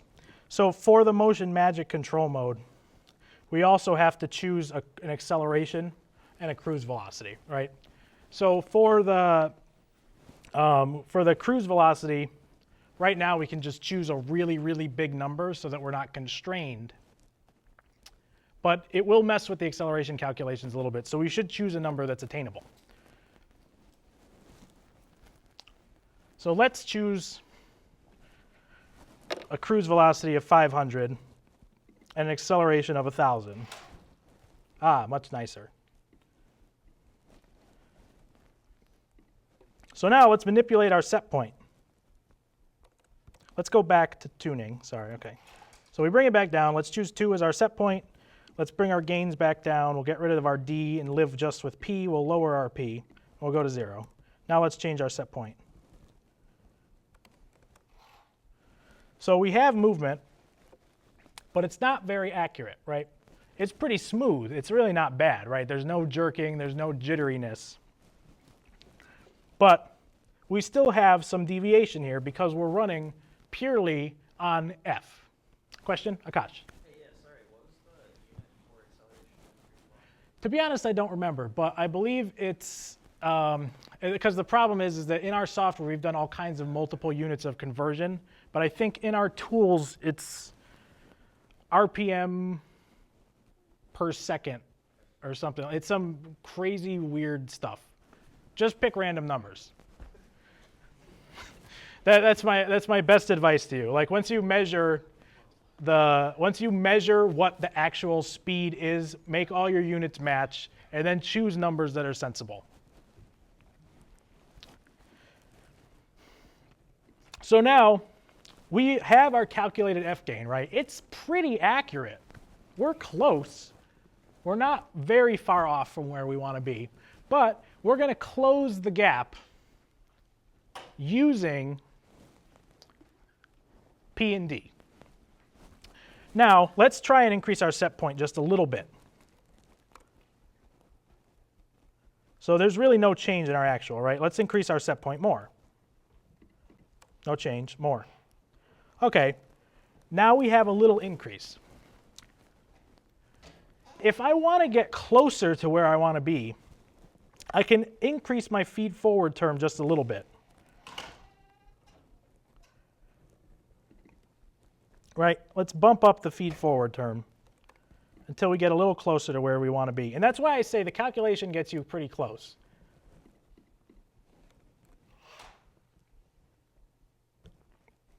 But now we got to close the gap. So for motion magic, I generally end up sticking with the calculated value because it is pretty good. So let's do a P. All right, we'll start with our P gain of 1. So this is that spike that I was talking about, right? So we have this here spike. Now if we change our set point, the spike goes away a little bit because the profiling kicks in, right? So now let's make a big change. The important thing to do is tune the system with different ranges of change. So if you only tune the system for small changes, your gains are going to be bad for big changes because they won't necessarily work. Now, that's not always the case all the time, but generally, it will cause you issues later on. So what I do is I tune the system for small changes and large changes, and then kind of average them, approximate them, and get to a position where both work pretty well. But I would recommend deciding how the subsystem is actually going to function, whether it's going to function with more large changes or more small changes, and then skew the tuning towards optimizing those types of changes. Questions on that? OK, so now our P gain we're going to use to increase until we get close enough to our set point that we're happy with it.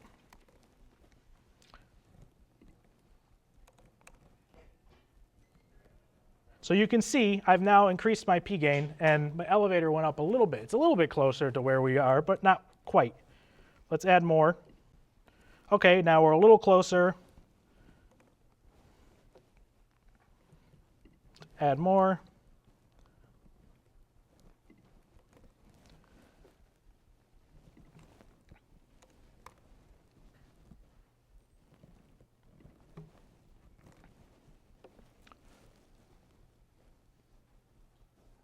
OK, so now we've added P.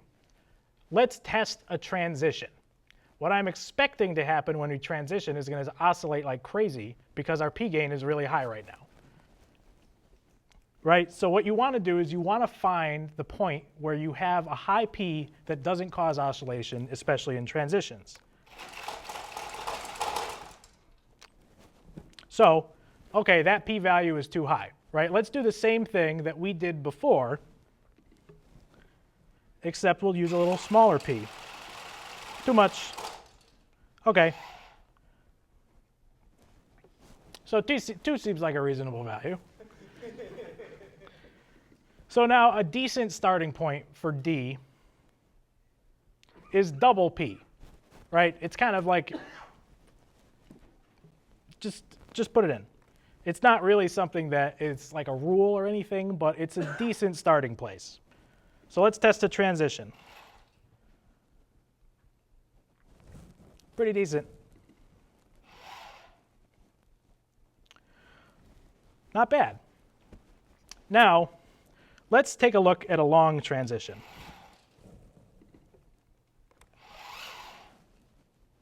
So we can see here we have a slightly slow acceleration.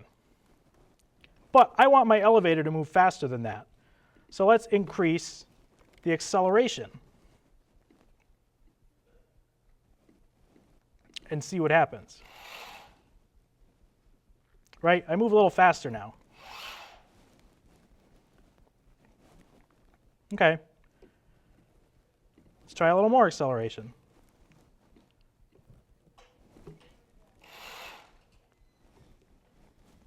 A little more jerky, right? I think we've probably capped out our acceleration and we're messing with the profiling a little bit. So it's important to pay attention to the smoothness of the curve, because once your curve starts to become more sharp, it's likely that your system is not able to achieve the maximum acceleration that you've chosen. Right, so let's bring it down a little bit.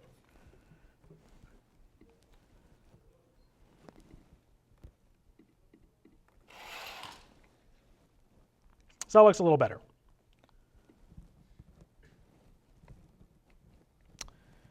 Okay. So now let's increase the cruise velocity a little bit and see if we can get where we're going a little faster. Okay, that looks pretty good.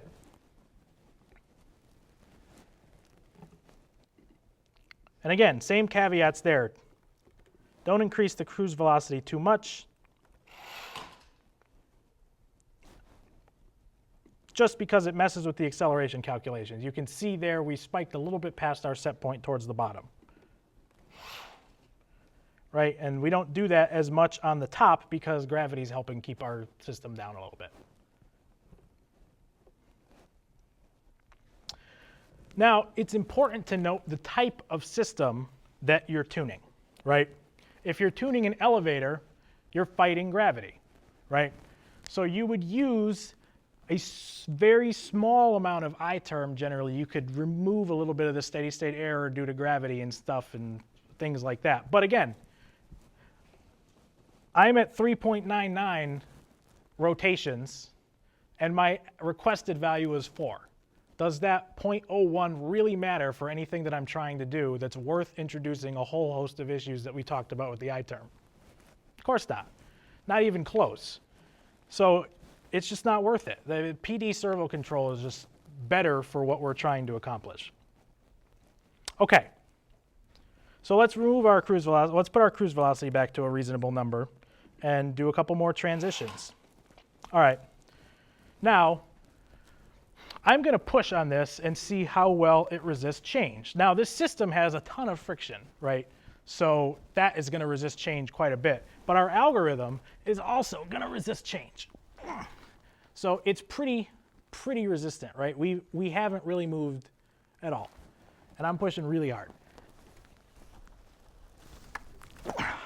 I mean, it's really, really tight. There are 4 motors, right? But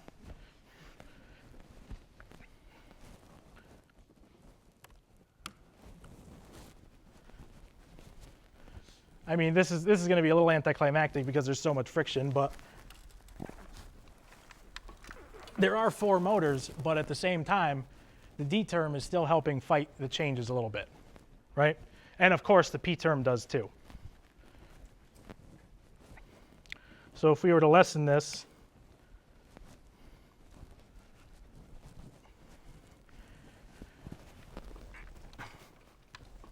you can see it becomes a little bit more loose the less and less gains we apply.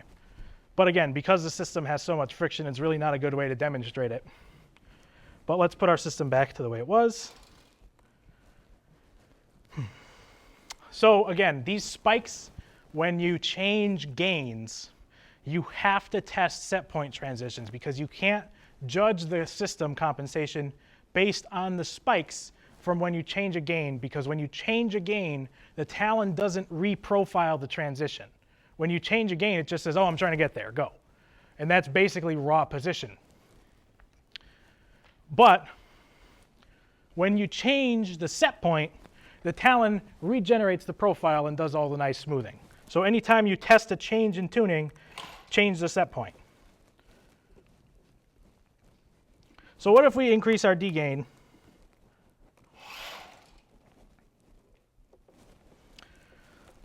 So we have a little more damping.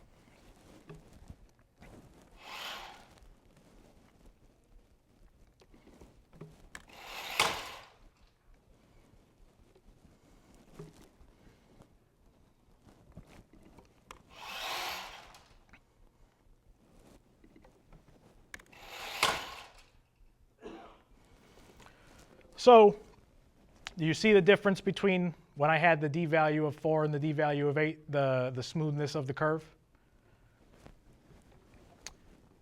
A lot of tuning the PID is just understanding how the terms interact with the system and then doing trial and error. And you can calculate all day long, and I challenge you to beat me at tuning a PID system that will perform effectively using, something like a Simulink model. Yeah, they're effective tools, and for things that are in industry that you can control so many more aspects of than you can on an FRC robot, they're amazing and you need them, otherwise nothing would get accomplished. But for this, just tune it by hand, and it's faster. I mean, you don't want to spend hours and hours creating a Simulink model to calculate some gains that you're still going to have to tune at the end of the day anyways. That's my personal opinion, and everyone will argue with me on that. Well, some people will argue with me on it. Some people don't really have an opinion. But that's how I feel. And I think that during build season especially, your most valuable resource is time. And you don't want to spend time doing things that you just don't need to do. So are there any questions on the motion control algorithm portion of things, the motion magic? Yes? Where are these values stored? Are these stored in your program, or are they stored like a cache on the Talon? Or? So the gain values you set to the Talon, and then they are stored there. You should programmatically set them. There is a web interface that you're allowed to enter values into that are persistent values, which means they'll be there between reboots. Don't use those. Just set them on the program init every single time the program starts. Those values then stay stored in the Talon. If you set them programmatically, they're not persistent. They change every time you reboot. Better, in my opinion, as long as you set them every time. The set point is also sent to the Talon, right? You have to request it in your program. You send the set point to the Talon, and then the Talon remembers that set point and actuates the control based on the actual value, which is read from the connected sensor.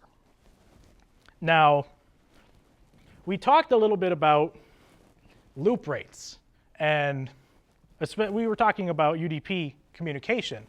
But with PID controllers, loop rates are also very important, right?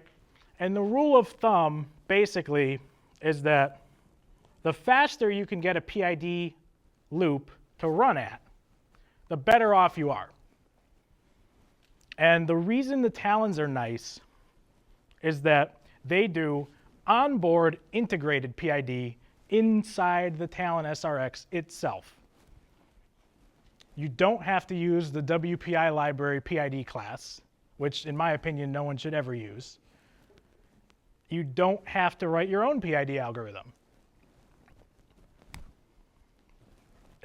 It's nice in addition to that because you basically have no constraints on the loop rate in the Talon.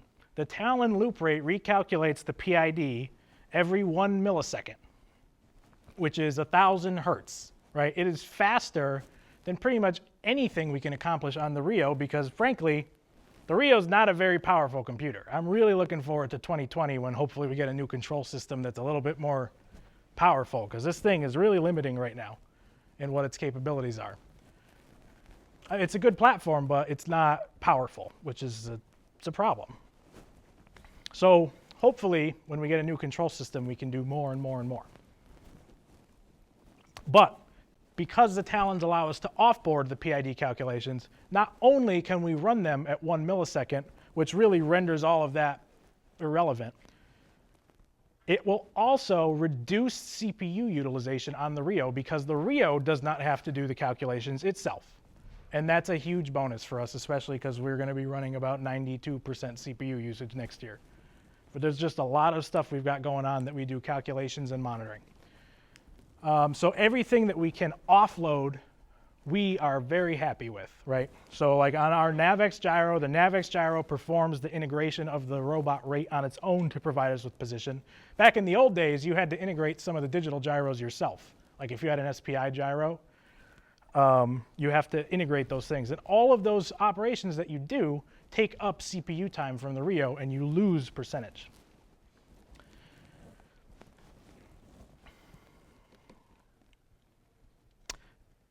That being said, using the Talon SRX now, we are now introduced with another problem, which is CAN bus bandwidth, right? CAN bus utilization.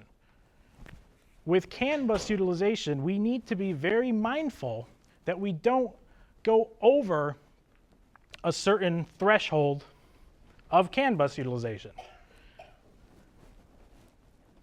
CAN bus is an interesting communication protocol. It's very, very robust, and at the same time, it's so not robust. It's like fragile, super fragile. But what I mean by that is that it is very good at dealing with certain kinds of problems and very bad at dealing with other kinds of problems. So the way a CAN bus works, and a CAN bus is the primary communication mode for the Talon SRX, right? There is CAN bus ports on the Robo Rio. There's a single CAN bus port on the Robo Rio that you would plug into your next device in the CAN bus. And the way a CAN bus works is that all of your devices are run in a chain, right? So they're all sequential. Now, all of the connections to the CAN bus are passive through the components, right? So if a Talon SRX has two twisted pairs of CAN wires, a yellow and a green, and they're each twisted. But there is no active component between the two pairs. So they're just wires that are soldered together internally. This means that if you have a device on the CAN bus network that the breaker resets on or that breaks permanently, the rest of your CAN bus network shouldn't be affected.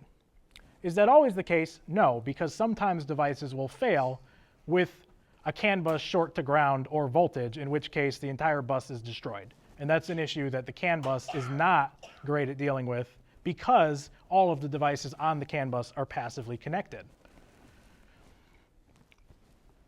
Now, the PDP, the power distribution panel, also has a CAN bus port on it that you should connect at the end of your chain. In CAN bus networks, there are things called CAN bus terminators. And a CAN bus terminator is just a 60 ohm resistor, right? It was designed in the Bosch spec. Bosch said, hey, we got to put 60 ohm resistors here. I don't know why they chose 60 ohms. I think one guy was just like, 60 ohms, that's it now.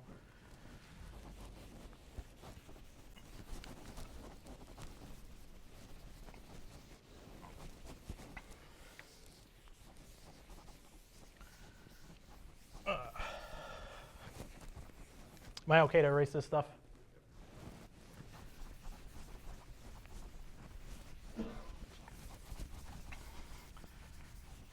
So on a canvas, what did I do with my marker?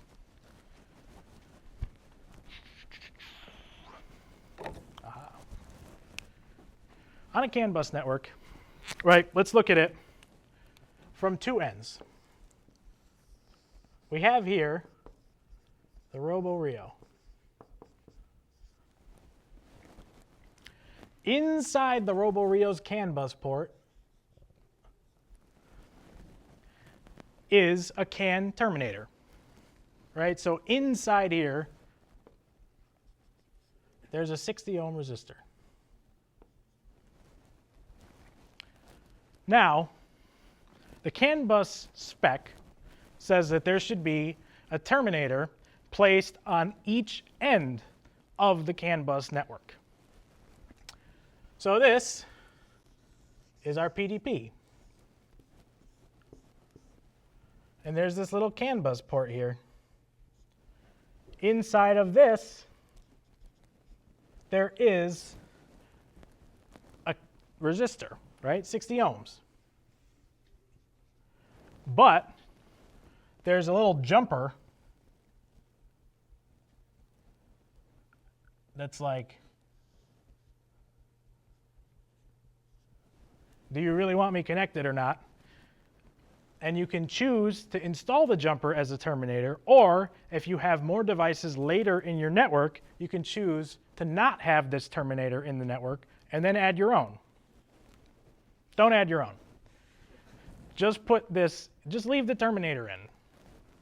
So now, in between these two devices, we have our Talon SRXs, right? And there's like a million different denotions for bus drawings, but we're just going to draw a line, right, with a slash through it. That's a CAN bus, right? It's twisted pairs. I could draw little squiggly lines, but it's just going to be a mess. So this is a bus, this is a bus, and that's a bus. Okay? Notice how the terminator is on each end of the network, and these devices are connected in series, so to speak, right? They're not actually, because all the wires are soldered together, so it's all like they're all connected at the same time. It's not like the connection passes through. A more accurate drawing would be like this. But that's messy, so we're not going to draw it like that. Are there any questions so far? Because I know this stuff is kind of confusing if it's your first bout with it. How many of you guys are familiar with the CAN bus and have used it on your robots in the past? Okay, so about half. Okay. The nice thing about the CAN bus is that it drastically reduces the amount of wiring that you need, because you don't need to have PWM connectors everywhere. Right, and I'm just going to disable the robot because I can hear the motors whining. It's not happy. So you can see how much friction is in the system that when I disabled it, there's nothing holding it up. It just didn't move. It's awful. It used to be so much like nicer, but it's had a long season. It was a nice robot. So having all of these CAN bus connectors here, we don't have PWM wires running all over the place. We don't have the question anymore of, oh, why isn't this one motor running anymore? Oh, because the wires is right here. It's not connected to anything. You don't have that. But what you do have is in the RoboRio's web dashboard, you can see all of the Talons that are online, and you can use what's called self-test mode. You can click self-test and get immediately a full diagnostics window of everything that's happening at that point in time, including encoder values, including current, output, anything you could possibly need to troubleshoot your system. And people will argue with, oh, well, we use Sparks to control these motors because we didn't need to do anything except run an intake with them. No, that's craziness. You can't just do that, because now if you're running an intake, if something goes wrong, well, first off, it's a spark. So you have the PWM wires running everywhere. You don't have any kind of current monitoring besides the PDP. Just use the Talon SRX. The price difference is not that bad.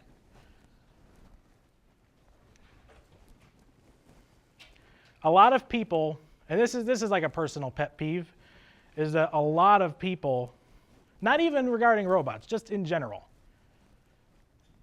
will try to be so frugal about certain things. And that's great. That's a fantastic ideology, right? Because we need to save money. But saving money here is going to be at the expense of other things, right? This is not something that it makes sense to save money on, because now you've wasted money on man hours fixing other issues, right? Or not being able to accomplish tasks in the end. So now all the other money that you spent building your robot is useless. Well, not useless, but it's less effective because you can't do the things that you wish you were able to do if you just used a better motor controller. So this is not something that you want to save money on. There are other ways to save money. So that's just a personal pet peeve. And I know that not everyone agrees with that, and that's fine. But I recommend this, Talon SRXs only. Now I say this, they're probably going to be like completely sold out next season, and I'm going to be like, oh my God, no.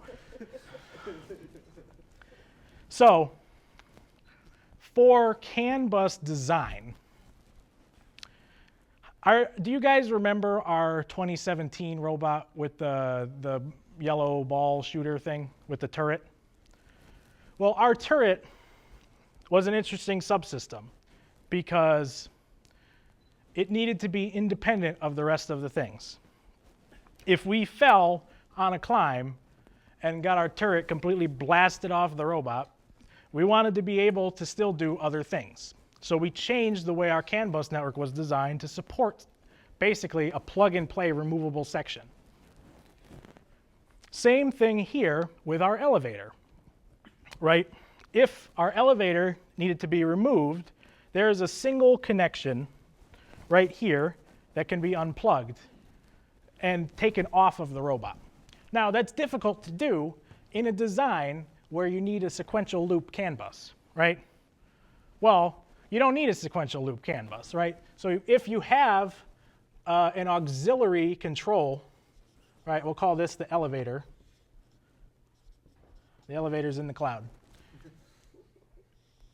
You can have a branch node on your CAN bus network, right?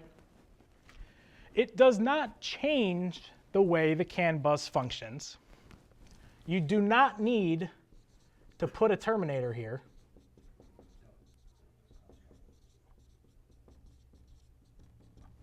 Don't put a terminator there, because if you put a terminator there, it's all still passively connected, so now you have 3 resistors in parallel.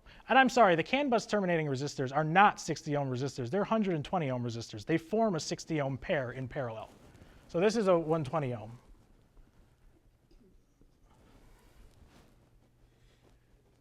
Not that the values are important, but you should know how the CAN bus system measures. So when these two systems are connected, the total resistance, total passive,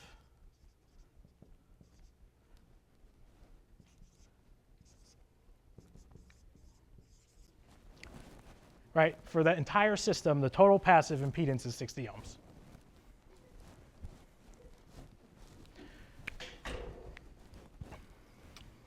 So don't put a resistor here, because now if you put a 120 ohm resistor here, you now have 3 120 ohm resistors in parallel, and your total passive resistance is no longer 60 ohms.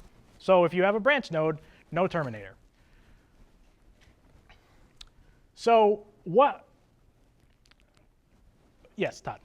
Just a caveat to save on maybe CSA hours next year. Branch nodes are great if they're long.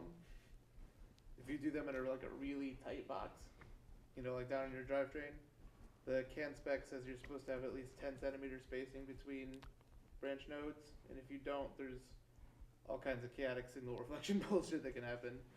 So like going up to an elevator like this works perfect, but if you were to like make a little ring inside of a box and then have nodes go out to everything and it's all like 3 centimeter runs, that would blow up all over the place. So Yeah, don't do that. this is something that you would only do if you have to, right? Like if for a long, like an entirely auxiliary subsystem like the elevator, it's just fully removable from the robot.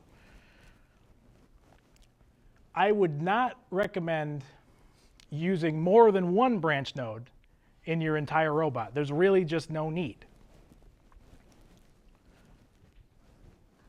If you need more than one branch node, you probably did something bad in design. Now, I would argue with Todd in that the signal reflection characteristics of having multiple branch nodes would be somewhat canceled out by the twisted pair differential signaling inside the CAN bus. But that's a different story. I'd be happy to give a presentation on CAN bus networks later on. So this is an important design for CAN bus networks. Now, in order to understand how the talons communicate, it's important to know how CAN bus works. And on a CAN bus network, do you have a question? Okay.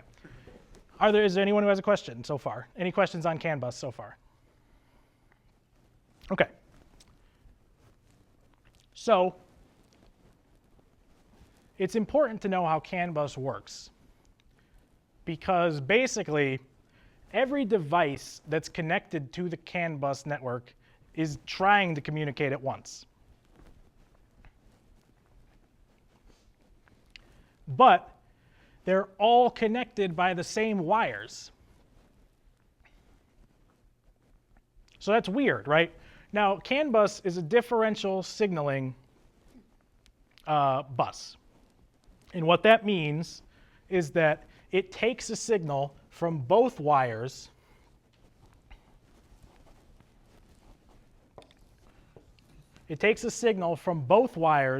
in order to form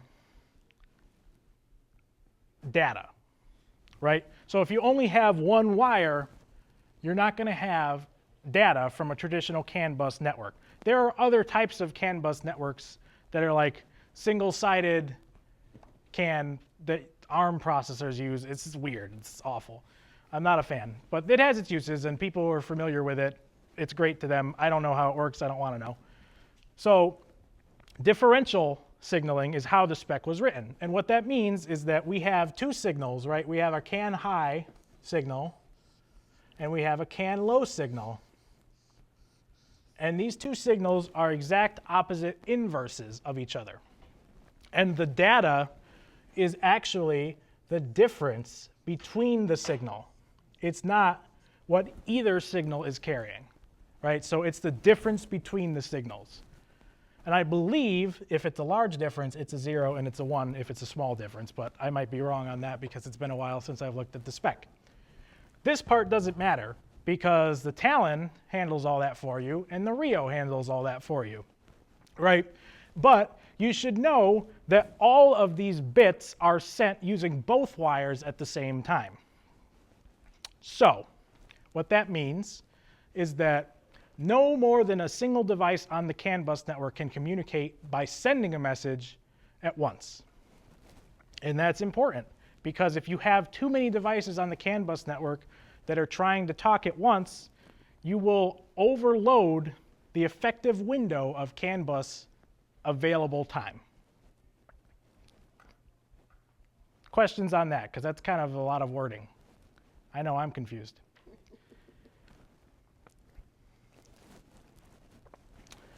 Yes? You can't introduce like a delay in which you have to communicate from? Mm-hmm. Why is that a preferred method? Because if you design it properly, the delay is imperceptible.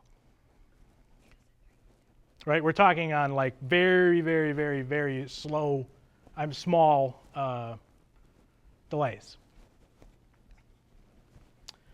So if you design the system where your CAN bus utilization, there's a CAN bus utilization metric inside of the driver station window under like the signals tab where it tells you about 12 volt and 5 volt brownouts and all those things. There's a CAN bus utilization metric.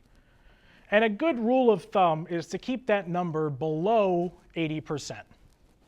If that number is below 80%, pretty much every device on your CAN bus network will be able to communicate freely. You won't experience delays. You won't experience breakdowns.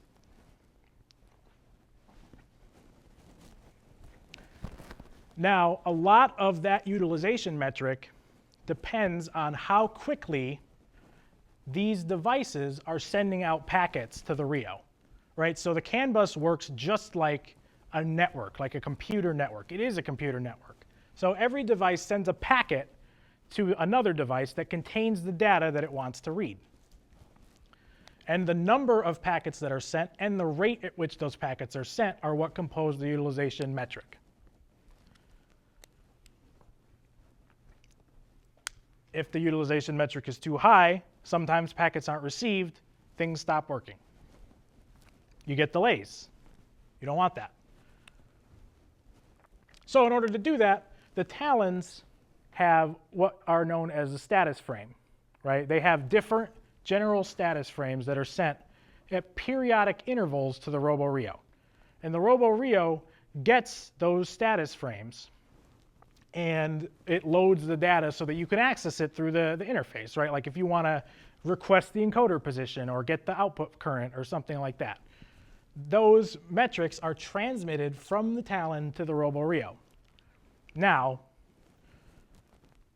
every Talon transmits that data to the RoboRio. So we talked a little bit before about master and slave motor controllers. And if we have a master motor controller, that controller is what we want to get the data from the most, right? Because that contains our encoder signal. So from all of the slaves in our system,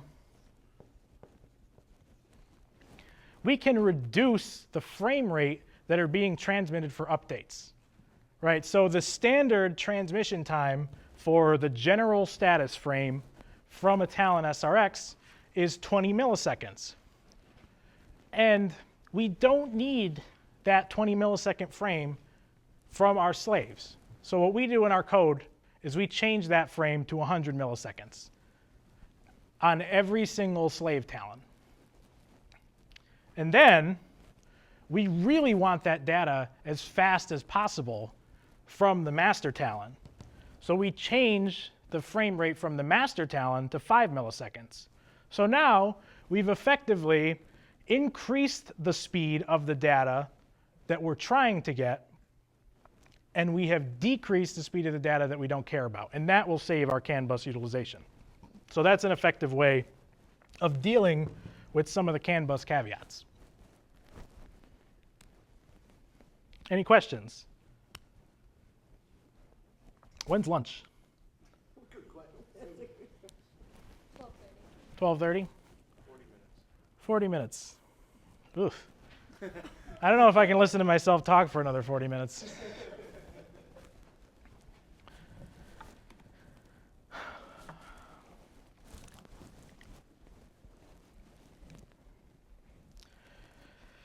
Let's see. Is there anything that you guys want to talk about that I haven't covered so far besides path following?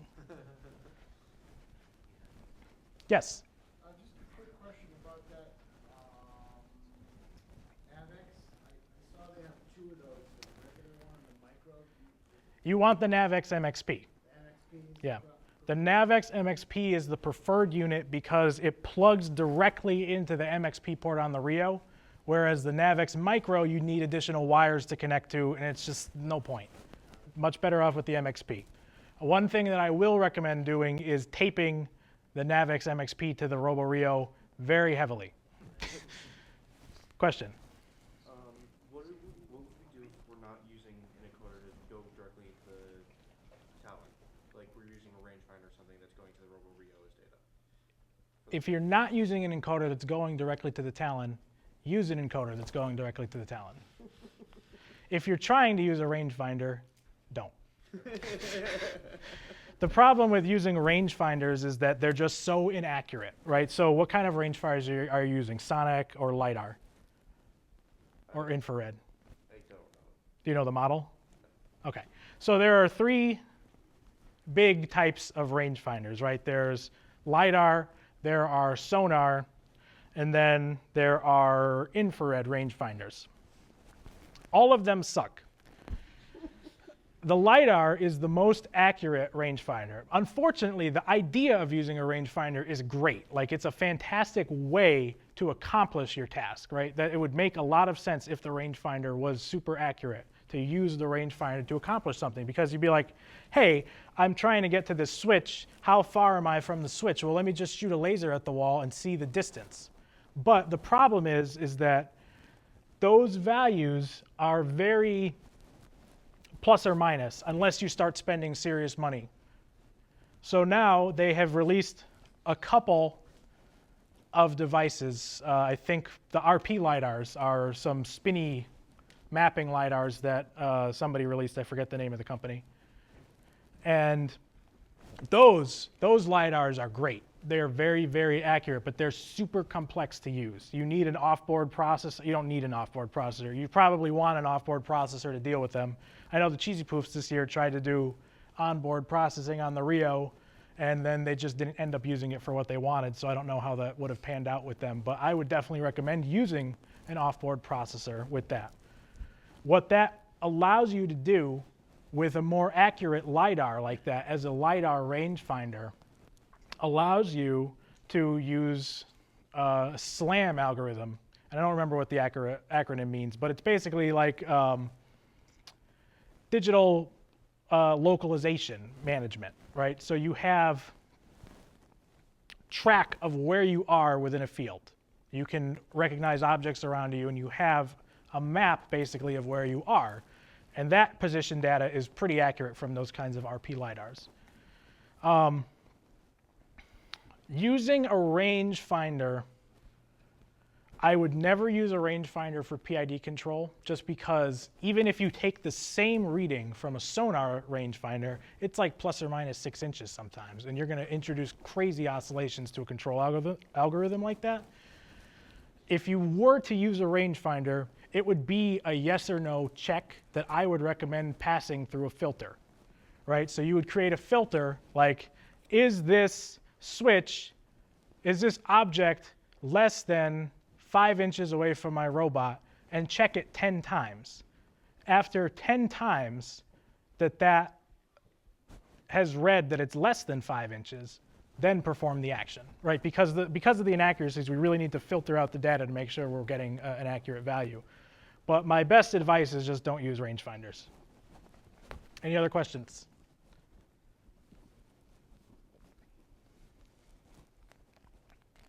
Okay, so as an alternative to rangefinders, what we do is we use the encoders coupled with our gyro value, right? And from this, we build odometry for the robot. And it works similar to the way an odometer works on your car, right? It tracks the distance you drive. But our odometer is also going to track the angle that your robot has driven that distance at. So what that allows us to do is if we start here, right, say this is our starting point, and here's our scale, right? We want to get over here. So what the odometer does is it will basically integrate a bunch of data from the encoders like velocity, position, not literal integration in some instances, but it will correlate. There is some literal integration, and then there's some correlation of data with the velocity, position, and heading of the robot, where it will build a vector that's the state of your robot at that given point in time. And of course, the vector has both position and heading. All right, magnitude and direction.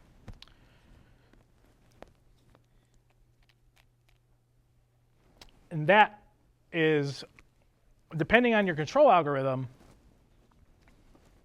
pretty accurate.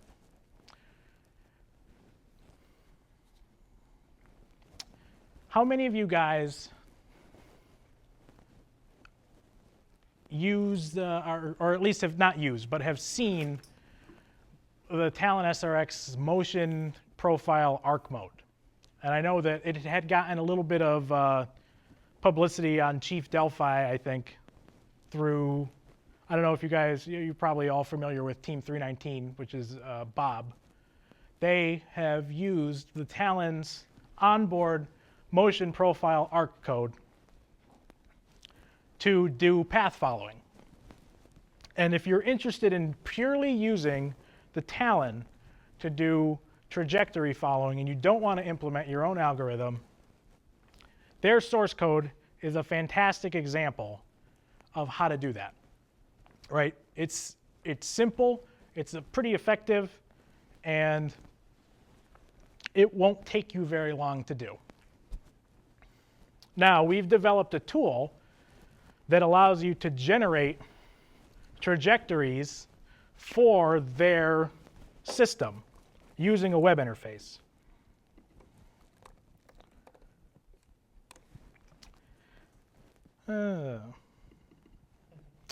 Apparently, we can't access it right now, but I don't know why. Okay.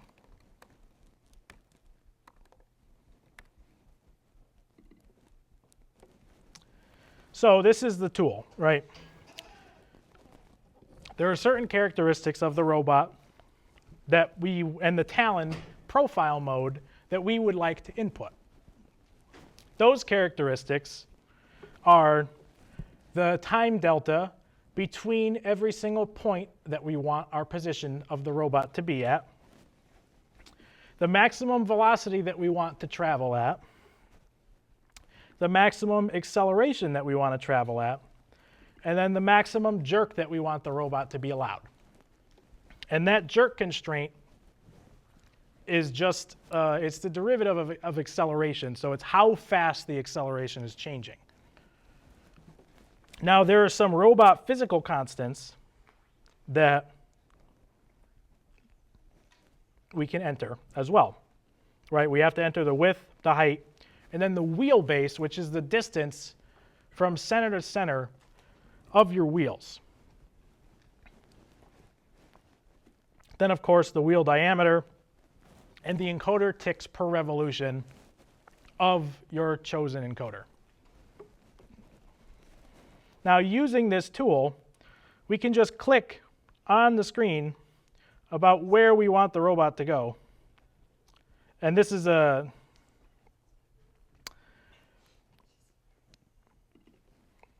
right, we have to enter the angle that we want to be at. And then it will generate the path, right? And you can see here that we have to be mindful of the way we've generated these paths here based on our points, because the calculations that it uses to do interpolation between the points are not always friendly, right? This would not be nice if the robot executed that path. So what we can do there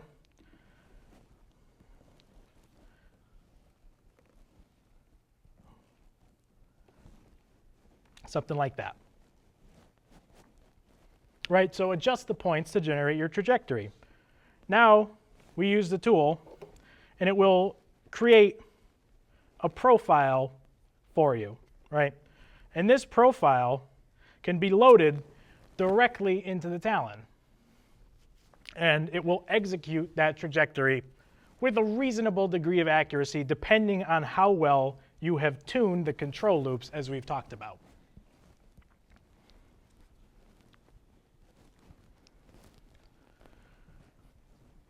The problem that I have with Motion Profile Arc Mode is that there are a couple caveats in it that I can't see a great way to get around.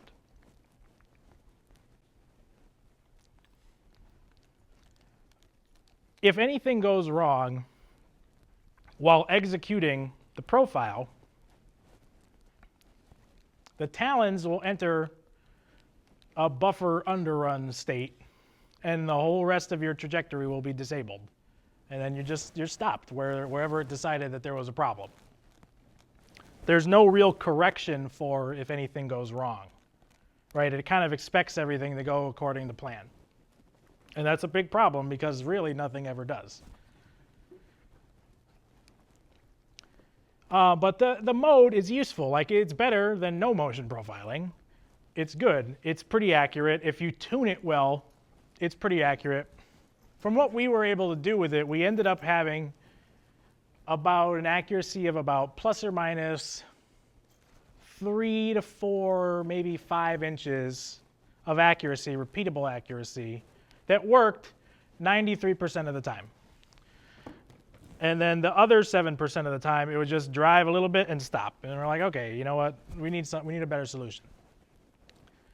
So we looked at what else was out there, because creating a solution from scratch just sounds awful, frankly.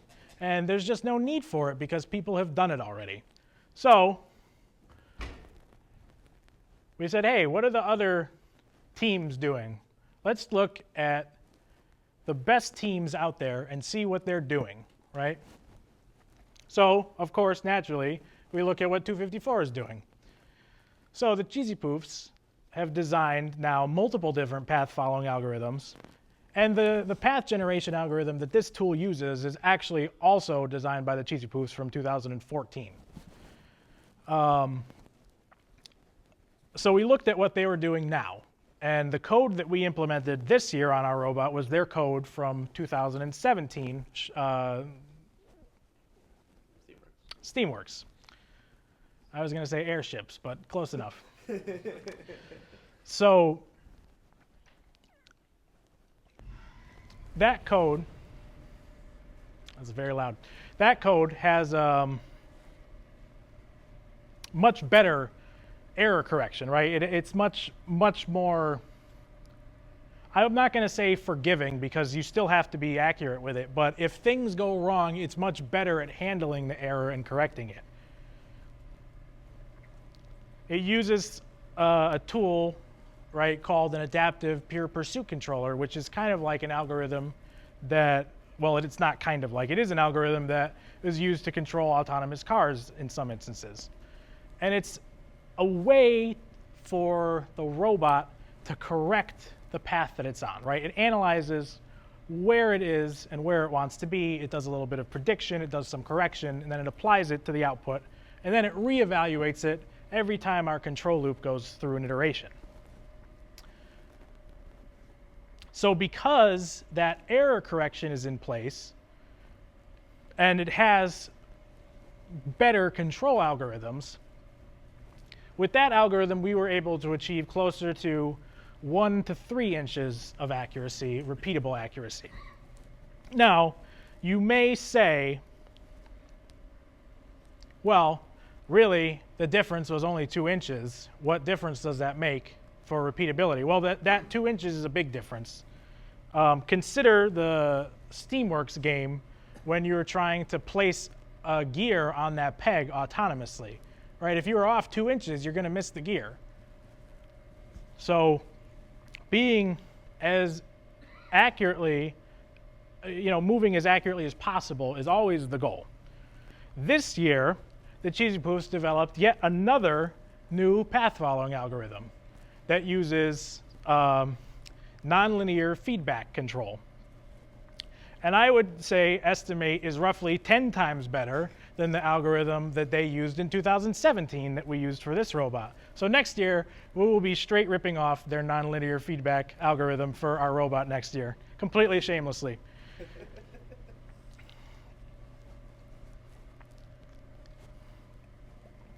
My opinion is that there's no sense reinventing the wheel if someone's already done it for you.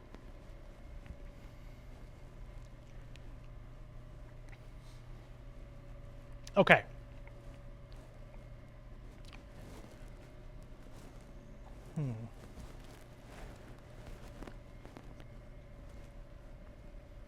So now, another thing that's important to note is that the way you generate paths is going to be specific to your path following algorithm, right? So if you were to use this algorithm with the onboard Talon profile, it's much simpler than implementing your own control algorithm because it's already in there. And when I say implement your own, I mean copy somebody else's. If you want to redesign your own motion profile algorithm, please be my guest. Make something that blows everything else that exists out of the water. But in my opinion, if you're not going to get beyond what's already been done, why do it?